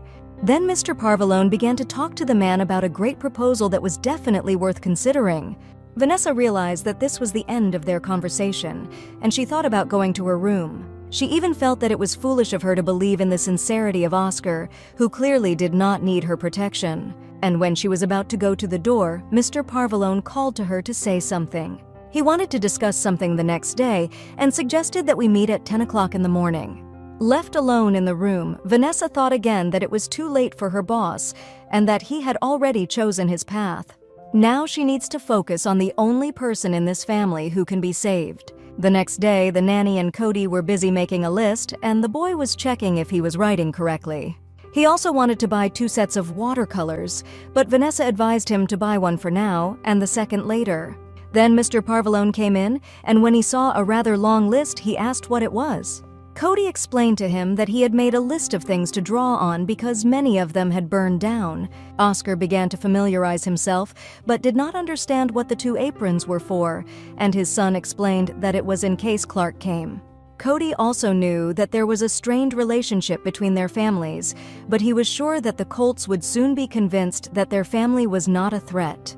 Mr. Parvalone confirmed that he would soon return to normal, and Nick was even a little surprised by such beliefs. Then Cody wanted to go shopping, but the nanny advised him to do it after lunch, as his father wanted to discuss something. At the same time, Oscar was going to leave Nick with his son, although he thought that the boss wanted to see him at the meeting. Then the boy said that the adults should discuss everything in front of him, since he intends to stay. In this, Vanessa noticed a great opportunity to slowly start building a distance between father and son. And she began the meeting by discussing what angle of view the camera should have, and also at what angle. Then she began to explain how to set the correct degree and calculate it using a mathematical formula. The boy found it very boring, and he quietly asked Nick to leave before the nanny began to make diagrams. And when Oscar was left with only Vanessa and Anna, they continued, and the boss noticed that the nanny had a great idea of how to discourage Cody. After thanking her, the girl still asked what Mr. Parvalone wanted to talk to her about. Then Oscar admitted that he was not going to discuss video surveillance, but about aspects. Anna immediately assumed that he was referring to aspects that pertain to their operation. Mr. Parvalone laid out his plan, the essence of which was to put spokes in the wheels of Madame Colt. And although Oscar had been clearly hinted not to do so shortly before, he did not like to be ordered. Vanessa was a little disappointed because she thought it would be about Cody's safety. But it was precisely because the Colt family's nanny had installed bugs in his room that Oscar believed that this was the case for his son. They had provoked Mr. Parvalone, and the consequences would not be long in coming. And Anna wondered what he was going to do. Oscar, not hiding his intentions to get even with Madame, was not going to arrange an open showdown. Then he confessed to the girls that he had addressed a certain John Lee, nicknamed the Rabbit. The boss offered him a very lucrative offer, even more profitable than the French do to designer bags. Anna understood this to mean that Mr. Parvalone was going to somehow reduce the price of the contract between the French and the Chinese. But Oscar explained that he plans to offer ready-made, real and high-quality Italian models. Vanessa immediately imagined the French Mafia selling branded parts from factories and the triad redirecting them to China to make fakes. At the same time, the girl was able to quickly calculate that she would have to sell to her boss at a large loss in order to compete with the French. He agreed, but if you work on it for a long time, there will be a benefit, for the reason that they will provide a connection with the triad in Chicago. Anna, who had been listening attentively to her boss, also agreed that this would certainly infuriate the French. But she feared that it might not work, and in this case, Mr. Parvalone was going to strike at their sore spot. This would be the second angle of their attack, so he invited Vanessa to the meeting. The girl understood what her boss meant and refused to hack the French Mafia for him, but Oscar only wanted to ask her something because she is quite good at such things. He then explained that he was curious if the local mafia was using cryptocurrency for money laundering. However, crypto exchanges are subject to more and more regulation, and this increases the chances of getting caught. But there was also a possible option to use popular online games where you buy items with money. Items are used in the game, increasing points or points depending on the game itself. And then these items can either be immediately legally withdrawn to the account or sent to an online wallet, also legally. But Anna said that Madame Colt is an adherent of the old school, so most likely she has some kind of business. Mr. Parvalone objected, because Madame does not have a large number of businesses to launder such a huge amount of money.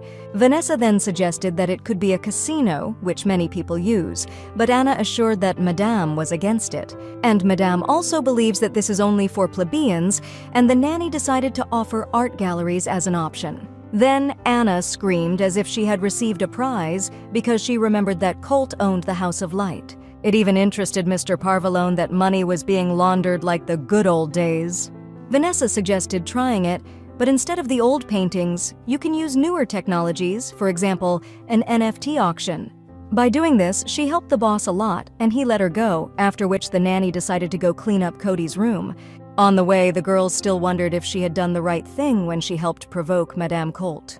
The nanny was now unsure if she would be a good role model for Cody by doing business with his father. But the moment she decided to stay, she didn't know that she would be involved in all of this. At the same time, keeping Cody safe meant helping Oscar address and anticipate the threat. The only question now was whether Madame Colt was really a threat to the boy. Thinking about these things, the girl did not even notice how Anna came up to her, wanting to say something.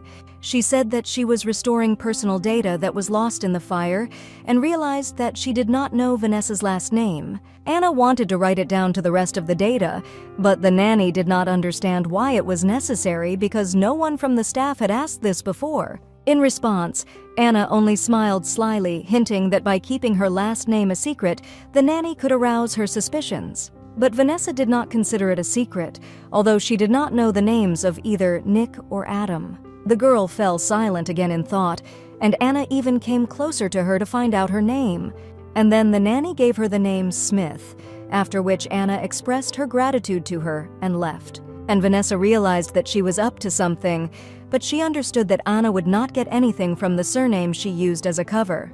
That same evening, Mr. Parvalone accompanied his son and his nurse to the drawing room. The boy could not help boasting how much he had bought in order to always have the right thing at hand. But suddenly Cody froze abruptly and stared at the doors in fright, as if he had seen a real ghost.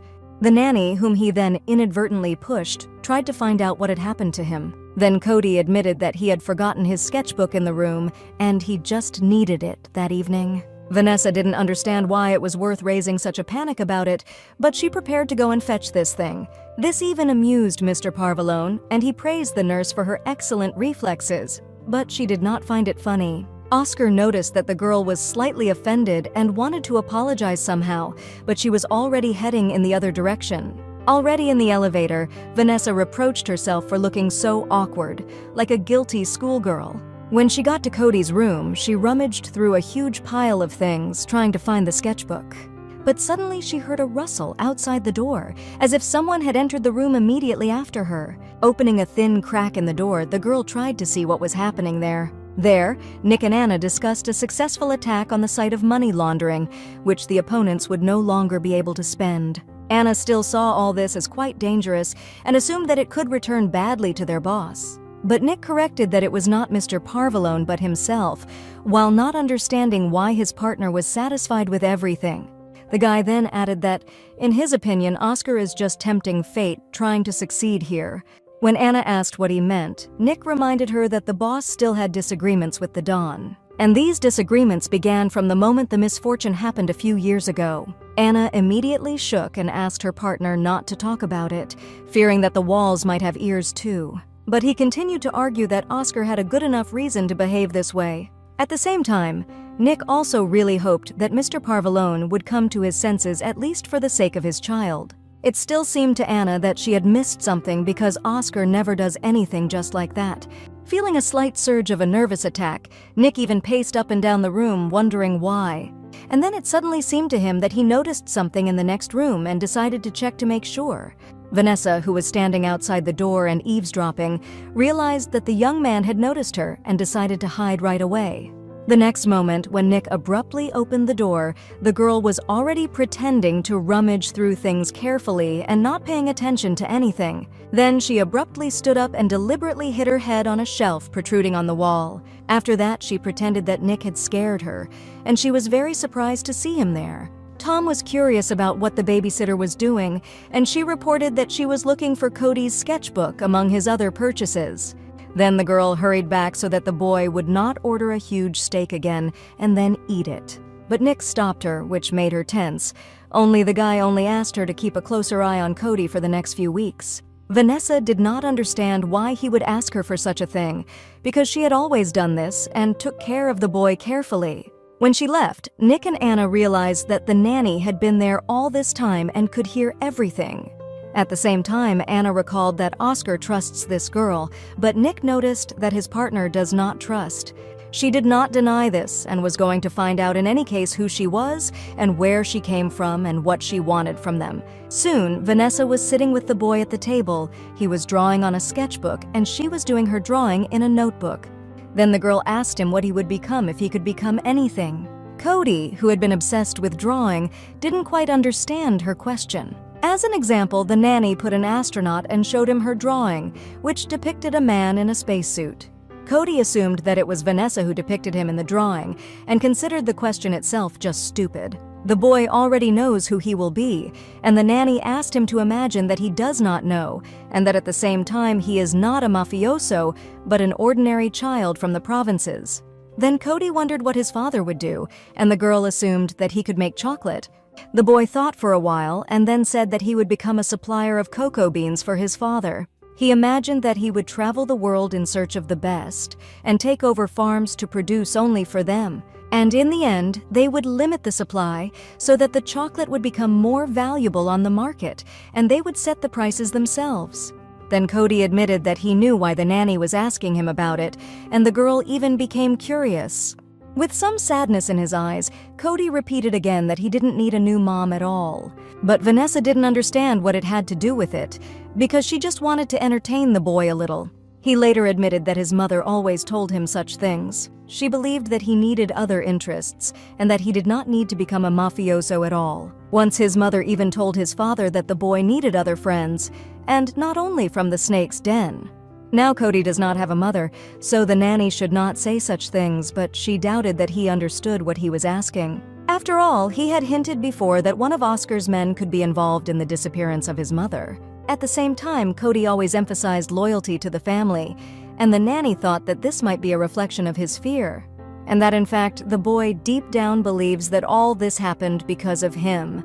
Vanessa immediately began to assure the little one that it was not his fault for what had happened, and that he should not blame himself. Only Cody didn't think it was easy to do and plunged back into drawing, pressing down on the pencil. But Vanessa continued that everything that had happened shouldn't affect his dreams for the future, but Cody was just starting to get angry. He repeated again that one day Dad would become a Don, and he would be his right hand, and would see to it that everyone in the family felt safe. Then the boy grabbed his sketchbook and ordered the nanny not to stand in his way, and then went to his room. Left alone, Vanessa only made sure that Cody's mother was also against him growing up like this. But after that, she disappeared, and this could be the main reason, so Oscar asked the nanny to do all this. At this time, Mr. Parvalone was in his room diligently typing something on his laptop. At that moment, Anna came to him in a not very high mood and threw 2 folders on his table with a swing. Then she began to ask the boss what he really knew about this woman who worked as a nanny for him. He calmly replied that everything was in those folders, but the girl did not see anything worthwhile in them that could shed light. Then Anna again talked about the fact that one of their people was involved in the fire and hinted at a nanny, but Oscar was sure it wasn't her, as he had seen her shortly before the fire began to spread. However, Anna noticed that they had a rather heated argument, and then he left her upstairs where, in fact, the fire started. And then this girl miraculously became the savior of his son, providing herself with reinforced concrete trust. Anna also thought that Vanessa might be a spy and was a fake babysitter, as it was strange that he found a suitable one so quickly. Mr. Parvalone was already beginning to get angry and asked Anna to stop it, calm down and sit down. Then he began to explain that in fact everything was not so, and he himself chose a nanny for his son. Moreover, he had chosen her long before he applied to the elite nanny academy. After graduation, the academy exhibits its best students and their diplomas, showing the most successful disciplines. And to be 100% sure, Mr. Parvalone also checked her data through the database.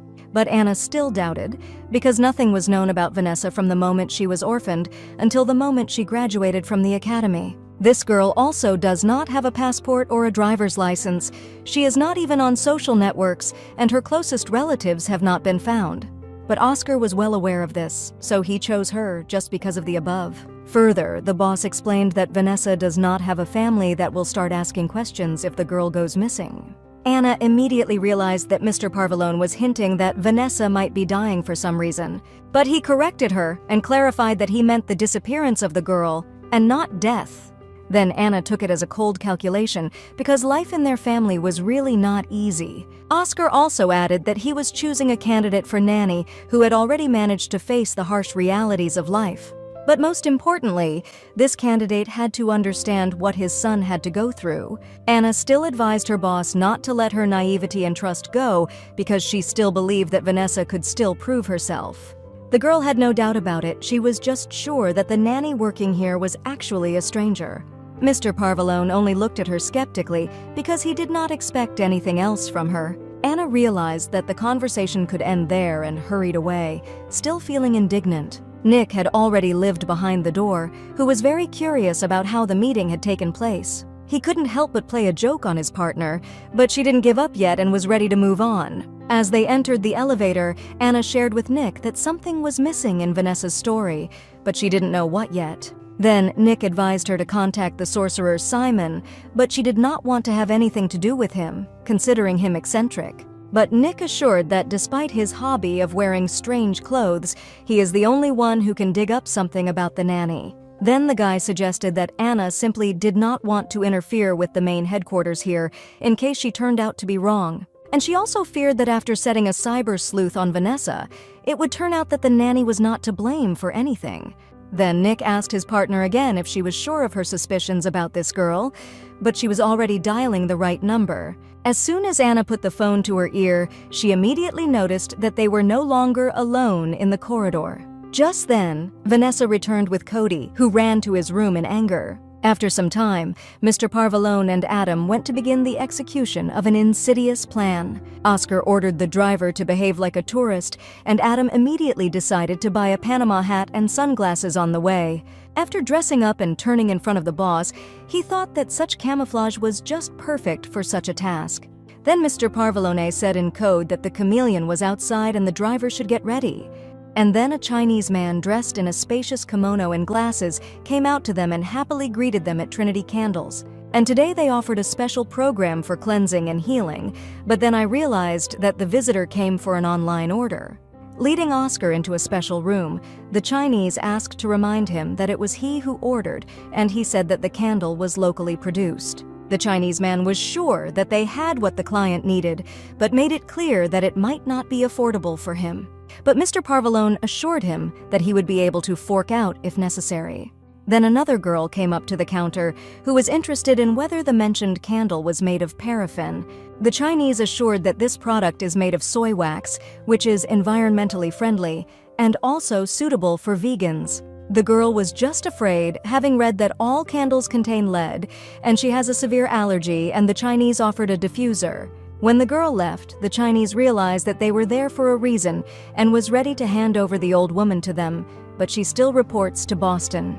He explained that all his candles pass through their port and he cannot take risks and betray such customers. At the same time, Oscar understood that without a certain reason, the Chinese would not break the contract. And then he hinted that in the near future there may be interruptions in supplies and took one of the bags on the counter. He further explained that if there were reasons for concern, no one would reproach them for seeking additional supplies. At the same time, Oscar broke through the bag and added that now the markets are interconnected, and a tiny glitch can be very unpleasant. After that, Mr. Parvalone opened the bag completely and poured the contents right in front of his face. He immediately agreed that they did not want to be drawn into any trouble, but at the same time, he really wanted to see in which direction the flames would swing, and Oscar suggested that he take a closer look. Then he turned around, but before leaving, he added that most likely their parsley had also gone bad, but the Chinese assured that it was valuable sage. On the street, Oscar was met by a driver and immediately asked how everything went, and found out that it was very good. Then they went back, and Adam offered ice cream on the occasion of success, and his boss recommended pistachio juice. The driver immediately hurried to fulfill the order. In general, walks with the boss seemed to him the best. At that time, Uncle Johnny called Oscar and his nephew reported that the Chinese had promised to think about the offer. Mr. Parvalone was also sure of his next move because Madame Colt had tricked him and she had to be taught a lesson. Johnny then advised him not to make even more enemies in the process and not to confuse enemies with problems as well. Meanwhile, in the penthouse, Cody was drawing again and the nanny decided to work with a laptop. She looked through the CCTV footage and for some reason felt out of place. However, the learned patterns of behavior of others will help her notice unusual things in time. At this time, Cody assumed that tomorrow he would have to paint in Vanessa's room. Then the boy looked slyly at the nurse and invited her to change rooms, but she did not seem to pay attention to him. Her eyes were fixed on the monitor at the time as she had spotted Mrs. Kenneth on the tape. The nice old lady pretended to walk near the garages, but at the same time it was still possible to understand that she was not just walking. Then Vanessa saw that Mr. Parvalone had returned, and Mrs. immediately began to call someone.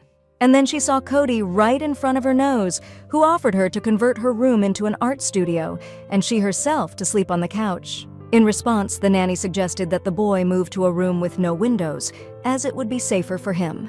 And then Cody asked what she was working on, what looked more important than him, and she told her that she was just writing in her diary. Imperceptibly, she pressed a button to switch the camera window to a notebook and began to enter an example of how to fill out a diary.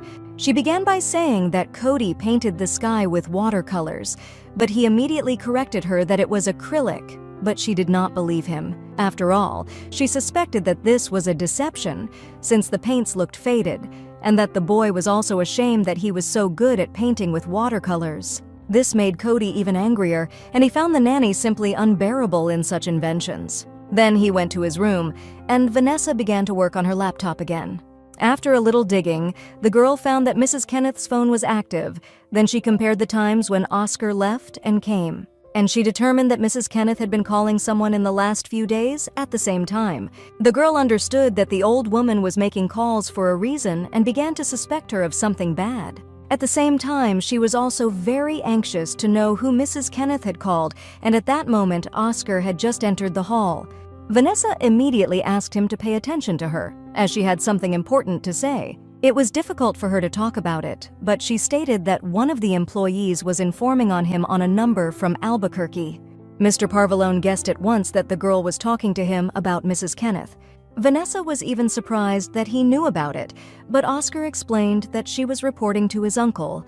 The girl wanted to ask further, but Mr. Parvalone understood that she was interested in why he did not take this woman away. It's just that Don was more comfortable when his man was next to Oscar. Besides, Kenneth was a good maid and an excellent coffee maker. The boss also assured that the nanny should not worry so much about this, but he also really appreciated that she turned to him with this. Then Mr. Parvalone was about to leave, but just before the door he stopped and turned back to the nurse. He immediately admitted that he needed an escort, but Vanessa didn't quite understand what he meant by that. He told about the auction at the House of Light and is usually accompanied by Anna, but now she has left the city. So he asked Vanessa to keep him company. Besides, a couple of extra eyes and a friend's back would not hurt him. He also said that Nick and Adam, who had not had a bachelor party for a long time, would look after Cody. Then Mr. Parvalone came very close to the girl and confessed that he needed her, which almost caused her legs to buckle. Without hesitation any longer, Vanessa agreed, and Oscar asked her to be ready by 8 o'clock. As he left, he promised that he would take care of the dress himself, leaving the flushed girl standing in the middle of the hall.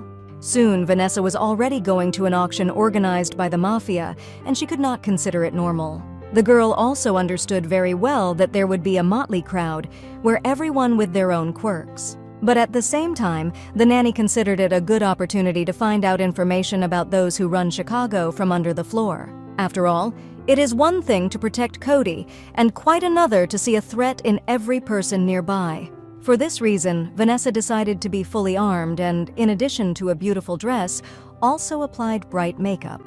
A rather expensive necklace was prepared for the girl, but she considered such a large piece of jewelry superfluous. Instead, she wore her emerald medallion, which fit her face very well. And Vanessa decided to return the necklace, since she was not going to wear it anyway. Approaching Oscar's room, the girl called him, but he did not respond, and she decided to enter. Not finding the boss even in the room, Vanessa thought that he should be in the shower room and decided to just leave the box with the jewelry. Walking around the room, she began to look for a more suitable place to leave the jewel. And then the nanny noticed an iron safe in the closet, which definitely did not belong to the hotel.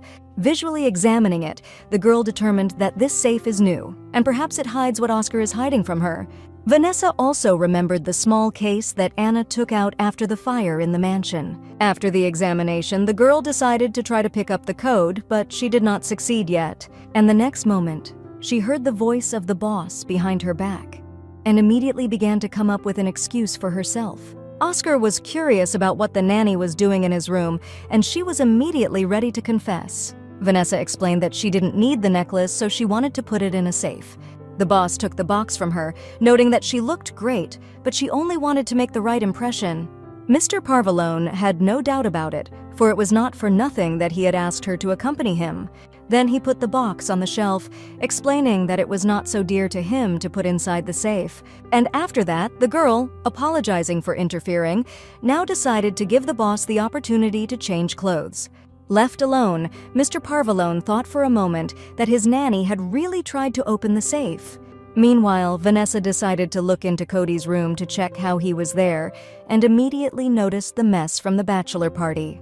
And those three were sitting on the couch and enthusiastically playing a video game, and this is how the nanny imagined them.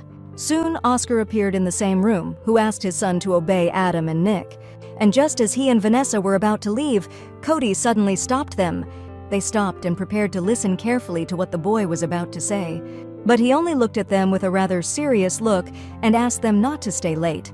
The nanny was very happy that Cody did not hide his feelings and promised him that she would bring his dad safe and sound. On the way, Oscar gave Vanessa a short instruction to try to obey him, because their task was only to tease Madame Colt a little. At the same time, no matter what happened, he advised her to stay close to him and not make her own decisions. The girl agreed, and then added that it was she who was protecting him, so everything would be fine. At this time, Anna had just arrived at the complex, which was located in Albuquerque, as she had urgent business. She meets Simon there, who must find as much information for her as possible about Nanny Vanessa. But the young man could not yet provide anything useful, because her digital life was a dummy. He found nothing, although he can usually easily catch the trail if someone tried to clean up after himself. Likewise, the facial recognition program could not detect any matches, as if it had changed its personality. In addition, the article about how her accountant parents died in a fire was written by a journalist who never existed. Anna assumed that the nanny's parents did not die at all, and also learned that someone erased all data about Vanessa's past. Simon thought that she could have done it herself if she was the person who had tried to hack into their servers. Then he told Anna that the boss suspected something wrong with Oscar's intentions, so he instructed her to investigate all this. Simon was also surprised that Anna didn't know anything about the hack, but she wasn't interested in anything other than Vanessa. At the same time, guests had already begun to gather in the House of Light, and everything was ready for the event. Oscar asked if Vanessa liked it here, and she noticed that the building itself was very lovely. The paintings seemed very symmetrical to her, while they made Oscar think about mathematics. Then the girl found out that one of these paintings costs 3 million euros, and that no one in life would buy such a thing for such a price. Vanessa also noticed that everyone here is notorious criminals who pretend to understand art. She looked at the couple who came up to the painting and noticed how stupidly and feignedly they admired it. Some people even looked so stupid that Vanessa began to doubt that absolutely everyone here was an experienced criminal. She considered it a kind of parody of the society of the elite, on which all serious deals are usually made. Soon, Vanessa noticed among the visitors the organization of the gang with grandmother Ivanova at the head. A little further, the girl saw that the triad had also arrived to attend the event. Not without the participation of Madame Colt, who apparently decided to show everyone her most exquisite outfit. And while Oscar and the nurse were looking at the guests, a familiar voice was suddenly heard behind them. When they looked back, they immediately saw Kyle, who thought such an encounter was quite unexpected. But Mr. Parvalone knew his cousin, and did not think that the meeting was really unexpected, and then he asked what he was doing there. But Kyle did not embellish the reason for his arrival, because he came for the same reason as Oscar. He, however, doubted this and assumed that Uncle Johnny had sent Kyle to spy on him. But that's not why Kyle was here, and he also admitted to Oscar that his plans are actually not as secret as he thinks.